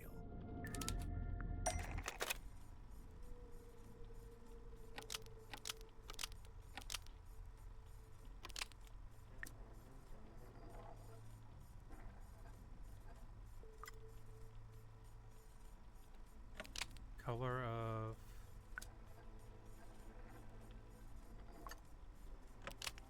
the opening of the door?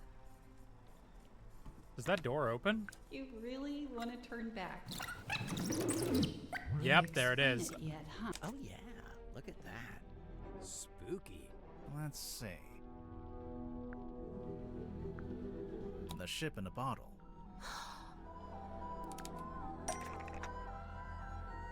Model of someone else rattles. The ship in a bottle rattles you and shake it because a model of someone else is hidden inside the The ship in ship. a bottle rattles when you shake it because a model of someone else is hidden inside the ship. Yes. I knew there was something in there. Someone in there. Let's see.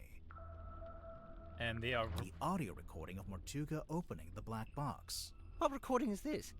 I really don't know why, even if it does. skipped through that.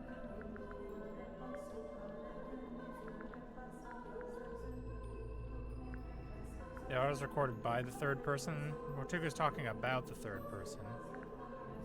Mortuga is talking to the third person from the voyage. Is he? I only hear the one voice. Explains the curious nature of the audio recording of Mortuga opening the black box. Something with a compass? Nope. The walkie-talkie. Before it reached Mariana's pipe, the audio was transmitted from the cabin to the control room by these radios. Only they're faulty, or one of them is, at least. It turns itself on and off every few seconds. The cadence happened to line up with the conversation, so you only get Mortuga's half. Huh. That's quite the coincidence. Personally, if I'd written that, I'd feel guilty. There are more things in heaven and earth, Mr. Werman. Yeah. Well, there we are. Quite a bit of evidence as it stands. All right, but does any of that tell you who it actually is? Potentially, yeah. Ship in the bottle. The ship in a bottle rattling when you shake it. Wait, the model person inside the ship? There's a way to work out who it is? I can think of a way. Let's do it with logic and reasoning, shall we? First, we'll compare the ship in a bottle with Mortuga's other wooden model. Model town. The model town. What about it? The people who aren't in the town. People who aren't in the town. Oh. What do you mean? Mortuga and Felicia aren't in the town because they're on the ship. Selena too, I suppose, since she's the figurehead. I don't think they're who she's talking about. It's important to remember that the model town is specific to Mortuga's life. When adding the model figures, he only included people he had dealings with. And he only detailed the buildings he was familiar with. The rest are just generic blocks. With this in mind, there's someone else who should be here, but isn't. Godric Grip. Mortuga made a detailed model of Grip's shop. It's not a generic cube like everything else, which means there should be a model of Grip himself. But it's not there. But why would Mortuga include Grip in his model town? Did they know each other? And if they did, how did Grip end up going along on Mortuga's ship? When it's Mortuga's dealings with the one coming on the voyage, that would be the ocean map with the deed on the back. There's a sticker on the back of the map. It's a service record from Grip's shop. Mortuga hired Grip to interpret the ocean map, which he did. But Grip didn't ask for payment in money. Instead, he asked to come on the voyage. This isn't proof. Not really. Well, there is one thing we could... Do it. If you don't, I will.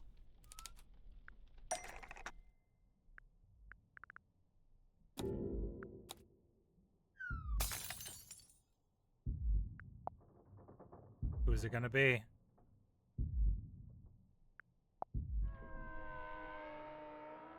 Yep.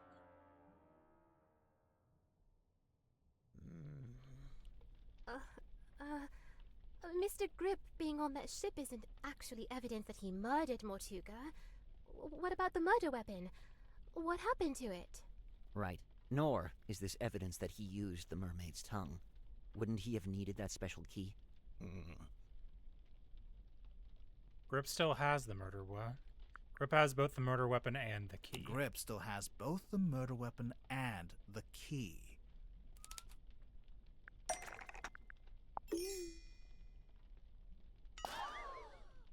That's not it.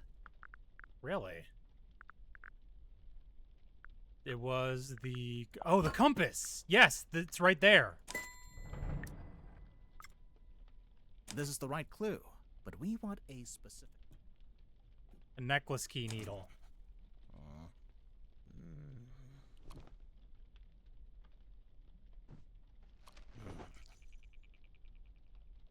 I guess this is it.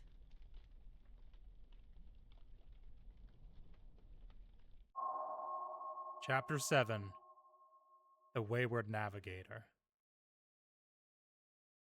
Okay, I'm gonna go turn on some lights really quick because it's dark as fuck in here. 1 second.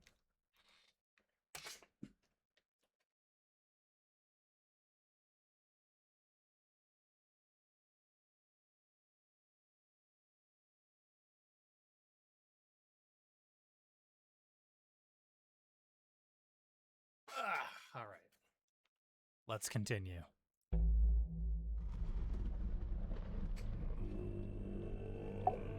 You get 10 minutes. Then it's my turn. What are you going to do? Actually, it might be better if you don't answer that. His countenance shifted. The mask dropped, and truth stands bare revealed. He looks terrified. He stands exposed at last, and witnessed by no less than a full court of his peers. Yeah, well, we kind of backed him into a corner. Literally. I wonder, is it bravery or surrender? Accepting that your world will render. Nothing. Fascinating, but not wholly unexpected. Oh no? You had it sussed out? To a certain extent. You could have told us. Saved us some time. And what if I'd been wrong?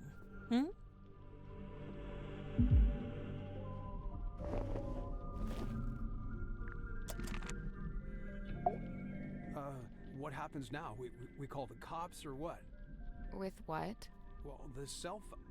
Oh, yeah, no signal, huh? Ah, the villain reveals himself. Another classic literary trope. Let me guess, he's about to monologue about why he did it. I'd be disappointed if he didn't. What do we do? What do I do? Should I put him in the brig? There's a brig? I was thinking maybe we could use one of the bunk rooms. We could lock it from the outside. Let's cross that brig when we come to it. Sally! Sorry.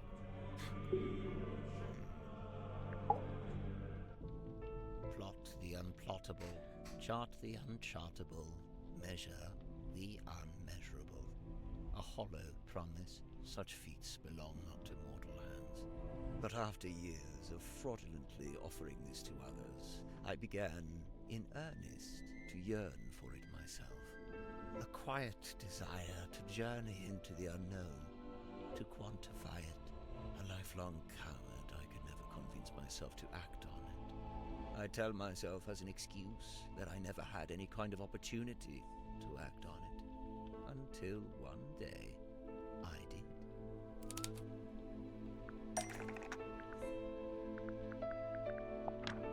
Mortuga sought out my services. Not because we were friends, but simply because I was the one with the skills to interpret that inscrutable map of his. Sensing an opportunity at long last, I refused financial payment for the work. Instead, I asked to be brought along on the ensuing voyage. Mortuga was surprised by the request, but he ultimately agreed to my terms. Such was his desire to interpret the map. The work was done, and so we went. Despite my bold intentions, I mostly found myself sheltering within Felicia's cabin during the voyage. All the while, she and Mortuga stood around on deck looking windswept and heroic, far more at home on the sea than I. Regret reared its head. Regret over inviting myself into their world. From within the cabin, I sat and listened to their conversation. Felicia was telling Mortuga what they were looking for, what they were hoping to find.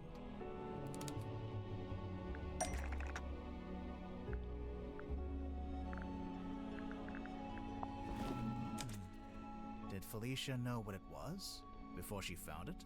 Somehow she did. Her description to Mortuga was thus: a mask worn over the head. It facilitates communication with an ancient being of eternal mystery. That's really how she worded it? With the right contraption in your pocket, even the great unknown may be quantified and calculated. And here it was. Not a map, not a compass, but a communication device. A translator. Besides knowing what it was, Felicia also knew how to find it. How its location in the ocean would be marked with a wooden buoy that glows with green light. We waited. Night fell. But before long we were indeed signaled by this very light, and the buoy was sighted. Mortuga hauled it up, pulled it all up, right onto the deck. It was heavy, but he was strong.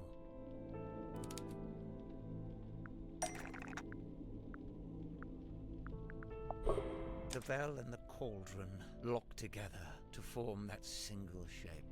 Mortuga went to unlock it by himself, but Felicia cautioned him against it. She warned that it could be dangerous to stand so close, as the mechanism would be surely powerful. And so they unlocked it together, taking a handle each. Felicia took the mermaid's tongue from within the cauldron. Did it have the coral and the gemstone eyes? Yes, they were attached. And what about the necklace? Felicia had it around her neck. She'd come prepared, clearly. Did she use it? Yes, I watched her do it. She used the necklace key to wind up the mermaid's tongue and placed it over her head. Felicia spoke through the mask. Her voice was changed. The mermaid was summoned. Entranced, I rushed out onto the deck and leaned over the side. Mortuga clambered up to the wheel in an attempt to steer us away from harm. The mermaid reached out and grabbed the wheel. And Mortuga's right shoulder? Yes, of course. His fingerprint mark. Mortuga held fast, but a portion of the wheel broke off and fell into the ocean. With her other hand, the mermaid grabbed the mast, almost snapping it in two. The ship buckled and I was thrown off the side into the ocean. I was underwater, but I was held in place by a hand, her hand. She was speaking to me, but it was a language I could not understand. I wanted so much to understand. Sensing the disconnect, she let go. A moment passed, a lifetime. I became vaguely aware that I was about to drown, but I didn't want to leave. At this moment, the broken piece from the ship's wheel floated up in front of me. By its intervention, I was reminded of my earthly existence, my life beyond this singular moment. I was overwhelmed with a cowardly desire to return to the surface, to see the sun, to live, to breathe. I grabbed onto the broken wheel and let it carry me up to the surface. The mermaid was nowhere to be seen. Neither was the dearest Selena. Wait, the wood from the broken wheel. It eventually became Cornelius Kane. Correct. It has been my earthly tether, the feel of the wood in my hand, a tangible reminder of that desire I once felt to live and to breathe. But what happened? Weren't you stranded in the ocean? Somehow the currents carried me back to the Silkworm Coast. I took the broken wheel piece back home and fell into a deep sleep.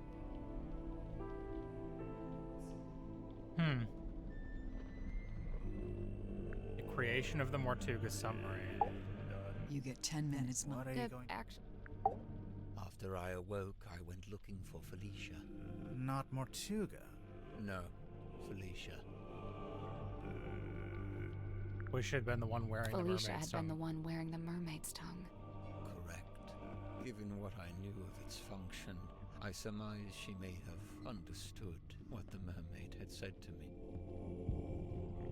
I went to the Stone Top Inn, but Felicia was not there. I searched through the empty building until I came to Mortuga's room. I was encouraged to see that he had at least retained the wooden boy and the iron bell. Mortuga was in his bed, asleep. He looked ill, weak. I woke him up. I asked him about the mermaid's tongue. What had happened to it? Where was it? At first, Mortuga said nothing. He merely looked at me. He told me that he and Felicia had locked it away in the cauldron and thrown it back into the ocean. He said they'd kept the wooden boy so that nobody else would ever be able to find it, and they'd kept the iron bell so that even if someone was to come across the cauldron, they wouldn't be able to unlock it. I was horrified to learn this. My only chance of summoning and communicating with the mermaid lost beneath the waves, or so I thought. Did you ask about the necklace key?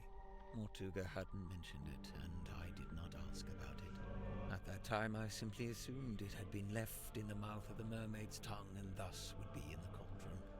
I demanded that we take the dearest Selena back out on a second voyage to recover the sunken cauldron. Mortuga said it was impossible. For one, the dearest Selena couldn't recover it from the bottom of the ocean if it was not attached to the boy. And secondly, Felicia had decommissioned the ship and it was being taken apart at the shipyard. In explanation, Mortuga handed me a folded piece of parchment. The deed. It had inscribed a note from Felicia. She was to be leaving town immediately. She did not say where she was going. Mortuga told me he had slept through Felicia's parting visit. He was distraught over it, heartbroken. With a desperate look, he asked me if Felicia had also come to visit me on her way out of town. I told him yes, she had.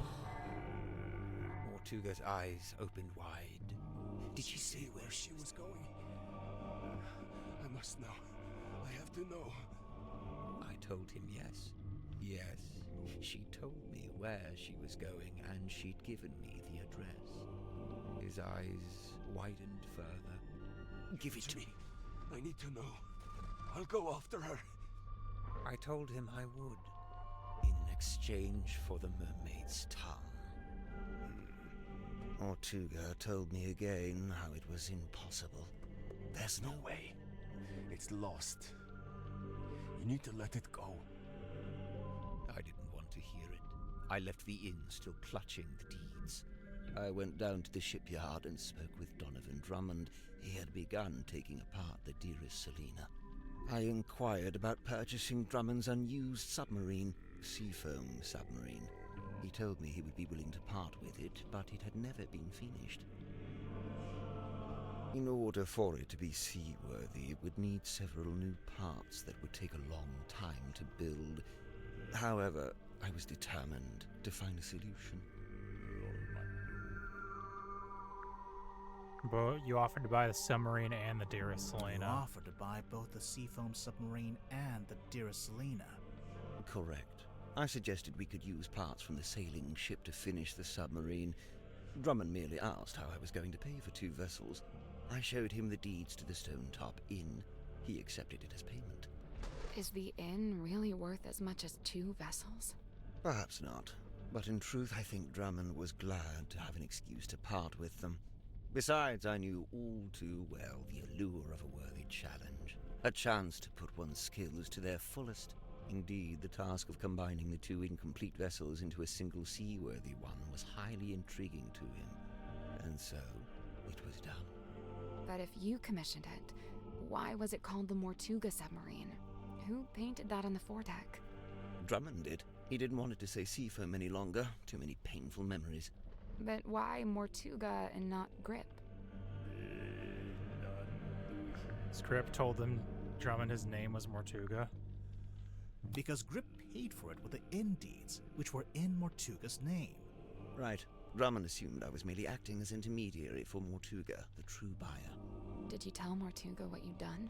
I told him of my intention to return to the ocean in a submarine I was having constructed. He wasn't happy about it, but the submarine took months to complete. That was enough time to convince him to come with me and help search for the Mermaid's tongue. He only came with you because you were pretending to know where Felicia had gone, and you were withholding it from him. Correct. What were you going to do if and when Mortuga realized you'd been lying to him? It was worth the risk. There was no question of leaving the Mermaid's tongue at the bottom of the ocean. But it wasn't lost in the ocean. Mortuga had it the whole time. Correct. As I had lied to him, he had lied to me.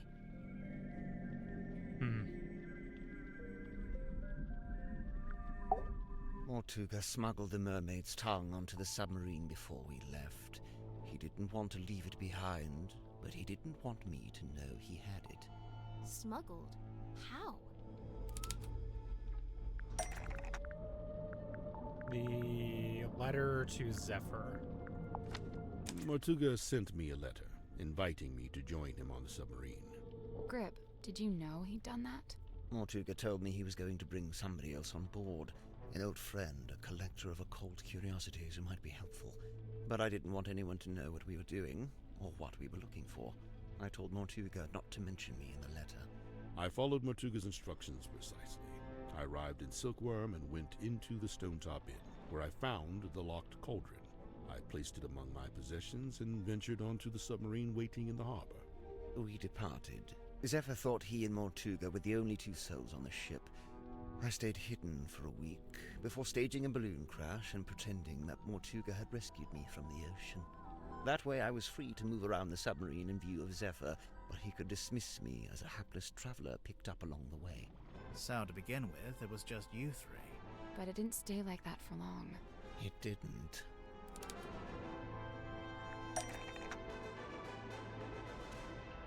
Info cards, correct slots. Okay.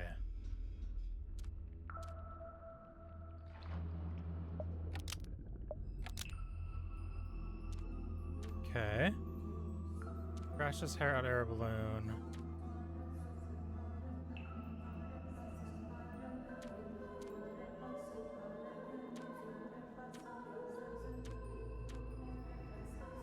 Alright. Is asked by Mortuga to perform a magic act in the theater. Blackmailed Mortuga into was asked to smuggle the mermaid's tongue onto the submarine, save from drowning. Interviewed Mortuga as subject. Blackmailed Mortuga into relinquishing the captaincy to her. Through Mortuga's research for his next book. Sought out Mortuga because he owed her money. Tried to convince Wortman to kill Magnum and Fortuna. Mortuga wrote a contract which he found after the death but forged his signature. Fucking Worman is really just the most, like, hapless motherfucker in this whole thing.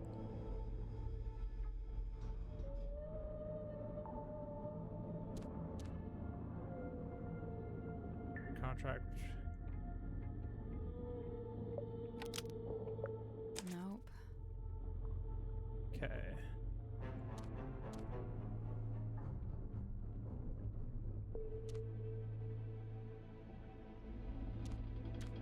Can I not take these between?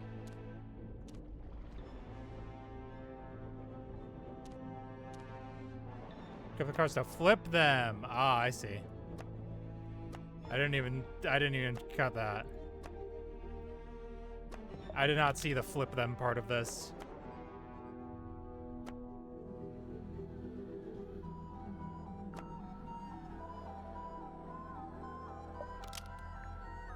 Well, that's about the long and short of it. No. What? You can't leave it like that. You've left them with misconceptions. You should tell them what you know. All of it. What do you mean? Misconceptions? Maybe one or two, yeah. Even though he did wish to leave the submarine, Mortuga could not accept Tadwell's offer to give up his captaincy to Aurora. He needed Godric Grip to reveal the location of Felicia's stone top.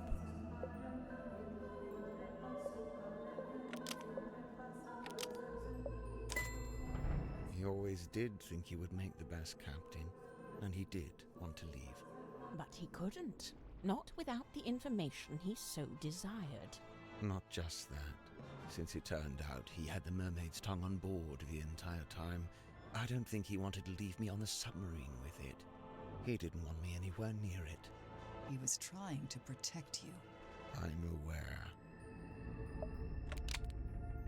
Cynthia became captain because of the command contract, but it has another page we discovered inside the message in the bottle.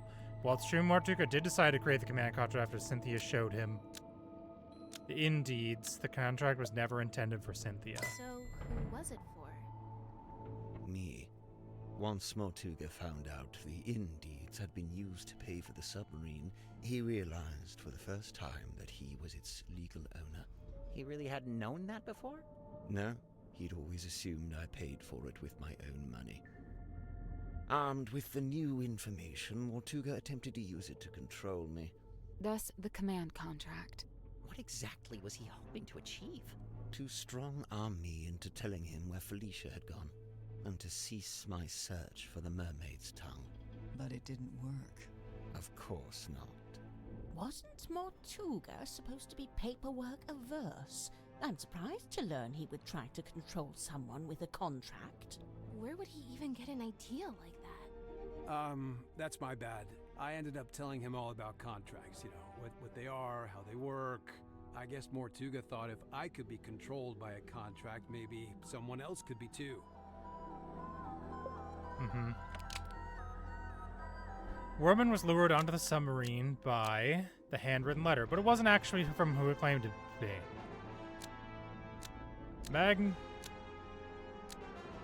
Magnus Mortuga sent it, hoping to lure someone. He hoped Worman might have information about... Oh, yes. Wait, so Mortuga wrote the letter? Not exactly.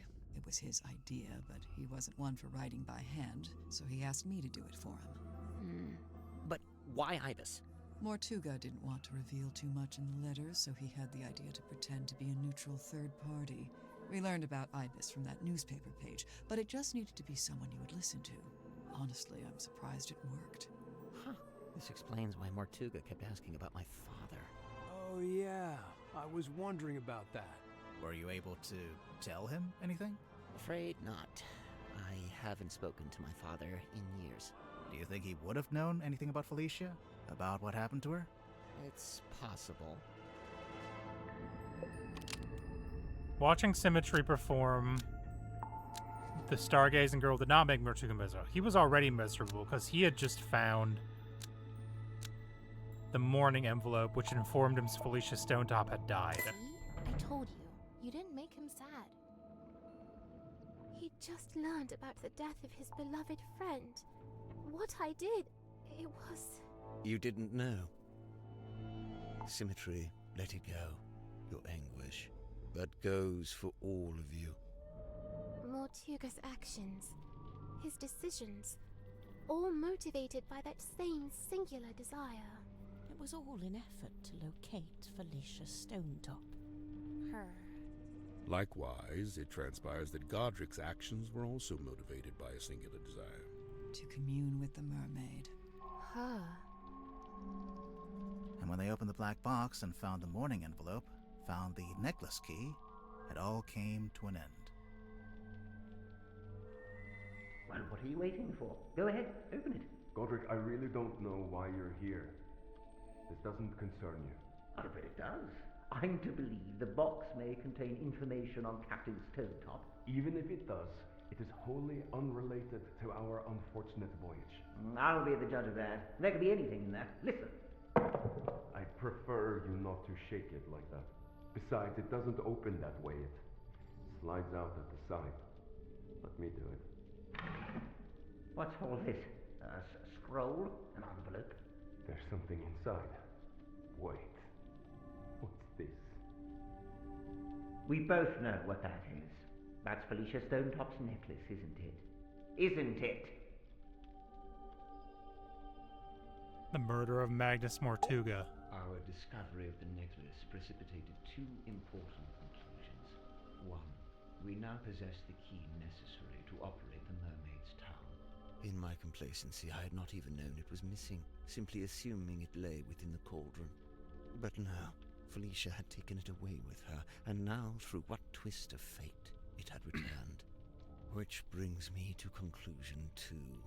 The fact that her necklace had been sent to her parents in a black-rimmed envelope attested to us that Felicia Stonetop had died.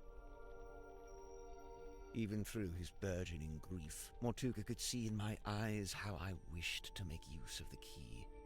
Fearing what ruin might follow should I act, he did what he had always done. He lied. Lied about having the Mermaid's tongue on board. He had your best interest at heart, Godric. We both know this. However, it was a lie that no longer worked on me, for I had laid eyes upon the truth. The truth? About what Mortuga had in the storeroom.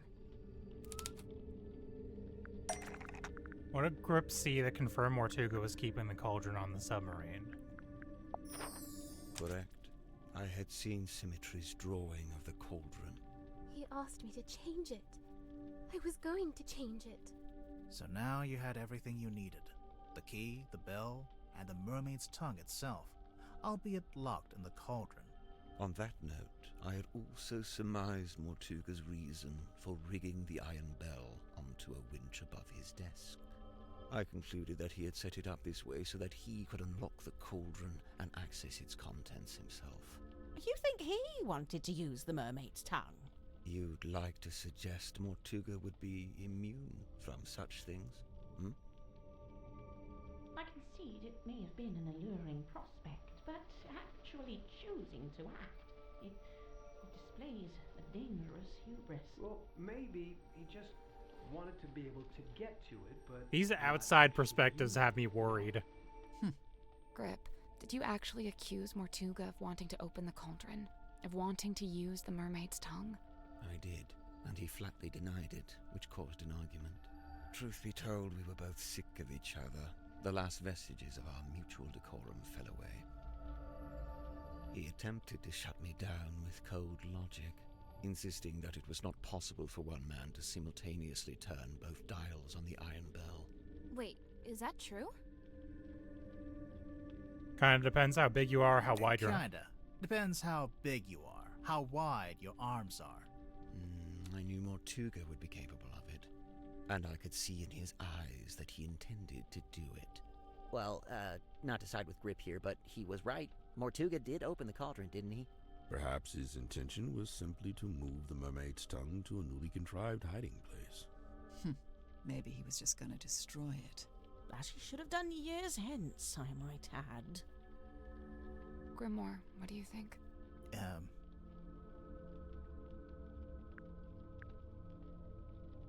Why do you think?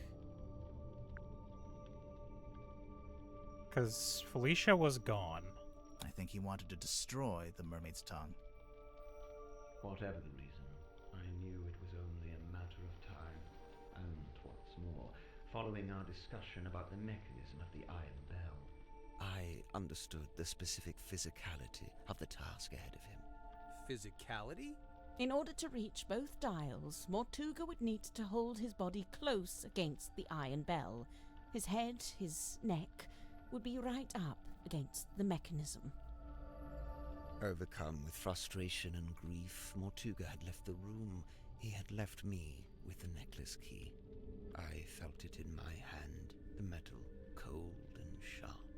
I climbed up onto the desk and wedged it into the Iron Bell around the back so that it would not be seen. At least, not until the mechanism activated. You're a murderer. Call me what you will. To me, it was merely insurance against continued deception and greed on Mortuga's part. If he indeed decided to keep the mermaid's tongue for himself, if he decided, as he always had, to keep it from me, then it would be his last decision. the rest you know. Having first locked himself in the room, Mortuga unlocked the cauldron and was killed by the blade of the necklace key. I tilted the submarine in order to claim the eyeball key, which granted me access to the captain's cabin and a path into the storeroom from above.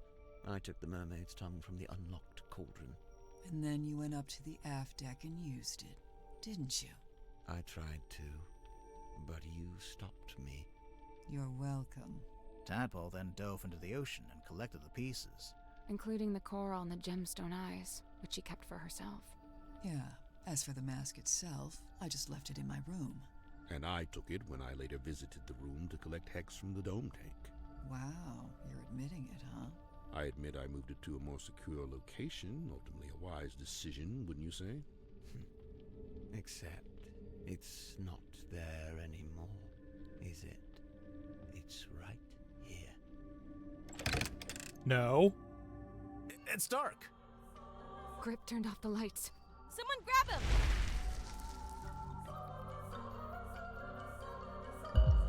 The mermaid's tongue, it's gone. He took it. He must have. He can't have gone up to the foredeck. It's still locked. What about the aft deck? Let's go. Maybe we can catch him.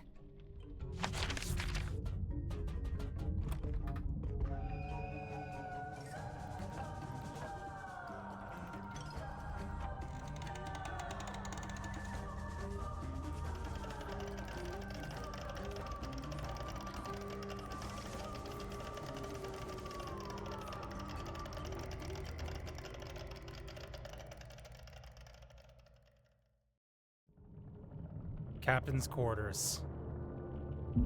He was grabbed by it too. He's wearing it. Are we too late?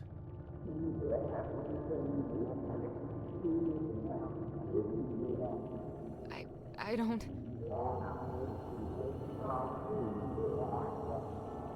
Grip? Are you...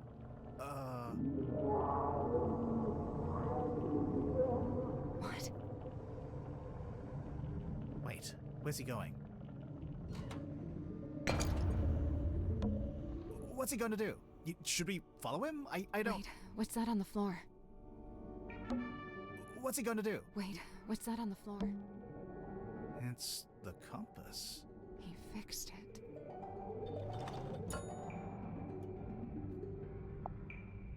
Shoot with compass momentarily overwhelmed. Fixed by Godric Grip for Cynthia Seafoam. Cost waived. What's he gonna do? Should we... He's locked the door. Can you see him through the window? Oh my god.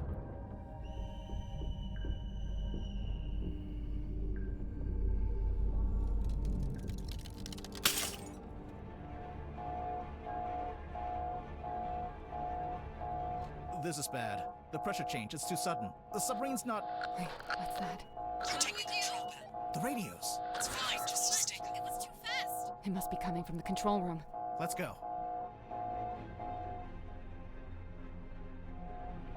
We're being held down. We need to resurface. The submarine can't take it. The controls are going crazy. Wait.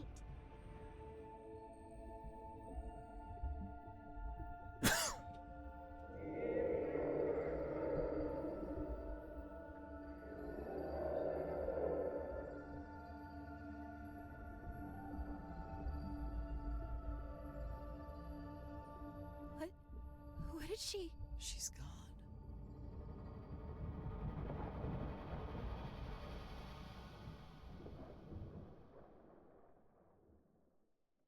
She let us go.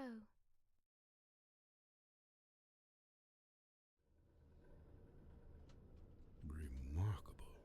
Let's just head back to Silkworm, shall we? Get everyone off this submarine.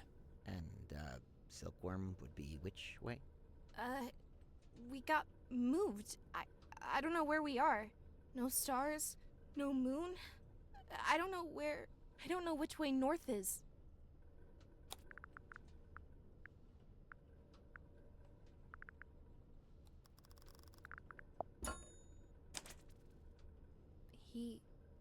He fixed it.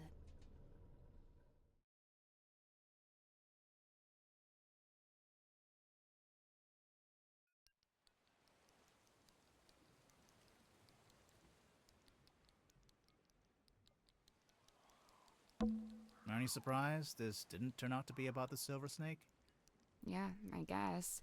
Although, they may be more related than we know. What? The silver snake and the mermaid? Yeah. I don't know about you, but I thought that was all very interesting. Yeah, I would have to agree. You must be pleased. You've come away with a new story to tell around the campfire. Quite right. I'm not sure it would be wise to tell too many people. No, don't worry. I'll change all your names to protect your privacy. What are you going to change my name to? Detective Galathorn. Wow, I love it. I'm almost afraid to ask. Sybil. Yep, this conversation is over. You okay, Cynthia? She's still processing. Of course. We all are. That, and we've just been to tell her stepfather that we're leaving Silkworm. Oh? Where are you headed? We, haven't worked that out yet. I know a place you could go. Really? Yeah, I've got a couple friends you could stay with. I'll write down the address for you. Oh, thank you. Aw. Catching up on your text messages? 0 missed calls. Can you believe that? 0. Devastating. Not even from Vanderpeer? I'm writing him a message now, giving him the deets. A very selective version of the deets. Yeah, thank you. Smart. Easily one of the strangest days of my life. Yeah, fucking I imagine, pal. It's in the top 5, at least. What are you going to do now? So far, the only thing I've decided on is to go home and have a bath. A bath? You haven't had enough being submerged in water for one day? Okay, maybe a shower. Are you okay? Yeah. You? Somehow, yeah. That was the weirdest submarine I've ever been on. And the last? And the last. Is everyone okay? I guess so, huh? Fit as a fiddle. Oh, Why is the submarine sinking? Just had my human perspective permanently and irrevocably shifted, but hey, what's new? But what about Grip? Did he die or what? Probably. I don't know. But he made his choice. I really don't think it would do us any good to worry about it. Sally, did you write down that address for us? Yeah, I'm almost done. Just writing something on the back to help you out. Oh, like instructions? Kinda, yeah. You know, I really must be off. Ah, come on. You've got nowhere to be. You're quite right. Nowhere is precisely where I need to be, and I'm rather in a hurry to get there. All right, that was pretty good. I'll let that slide. And Tadpole and Zephyr stayed on the submarine? Yeah. Are they gonna rename it? Of course not. You've got to keep the Mortuga name. It's like his fingerprint on history. You say that, but by all accounts, he actually didn't like the submarine very much. That's true. It wasn't his choice to be there. He spent all his time trying to work out how to leave. Well, yes, all right. I concede that. I'd say his fingerprint is right here.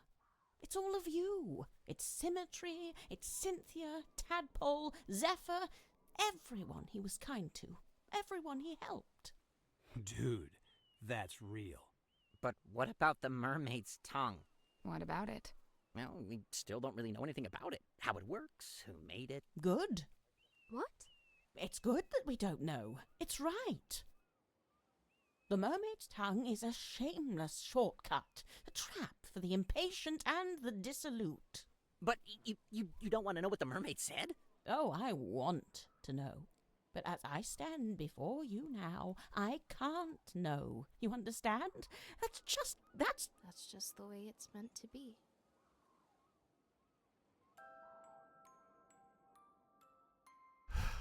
Holy shit. Fuck, that was good. And wrapped up right on time, too. Hot damn. Werman announced he wasn't going to write a sequel to his novel. Dirk was subsequently released from his contract with Wit and Whimsy. Mariana Moon, avoiding all questions about where she was headed, simply disappeared over the horizon. Madame Tadpole became captain of the Mortuga submarine. Dr. Zephyr stayed on board to continue his research, newly inspired by what he'd witnessed. You're sure this is the address Sally wrote down? Yeah, it must be. She wrote something on the back, too. Oh yeah, what was that? Instructions? It's a little poem. You should read it. Me? You're the poet. No, you read it. Okay. Eavesdrop what the stars are saying, earthly tethers slowly fraying, floating, helpless from the worst of jealous hunger, selfish thirst. Take a moment, kneel and meet the flowers growing at your feet.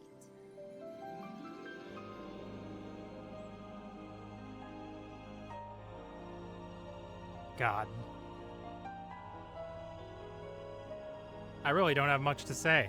I'm assuming this is where the two fellow girls went too. Yeah, there they are. Yeah. Really good. I don't have much to say. That was just a really good fucking mystery story.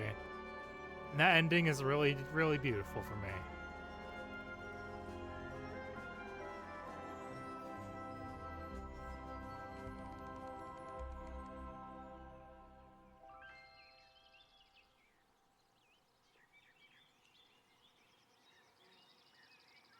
And I don't think at any point it was too obvious. I really thought it was Zephyr for most of it. Just because he was acting the most suspicious. And he had the fucking thing. Alright, well, thanks for watching, everybody. Have a good night. I will do something tomorrow, unclear yet. Maybe I'll make cards or something. But yeah, have a good night, everybody. Bye-bye.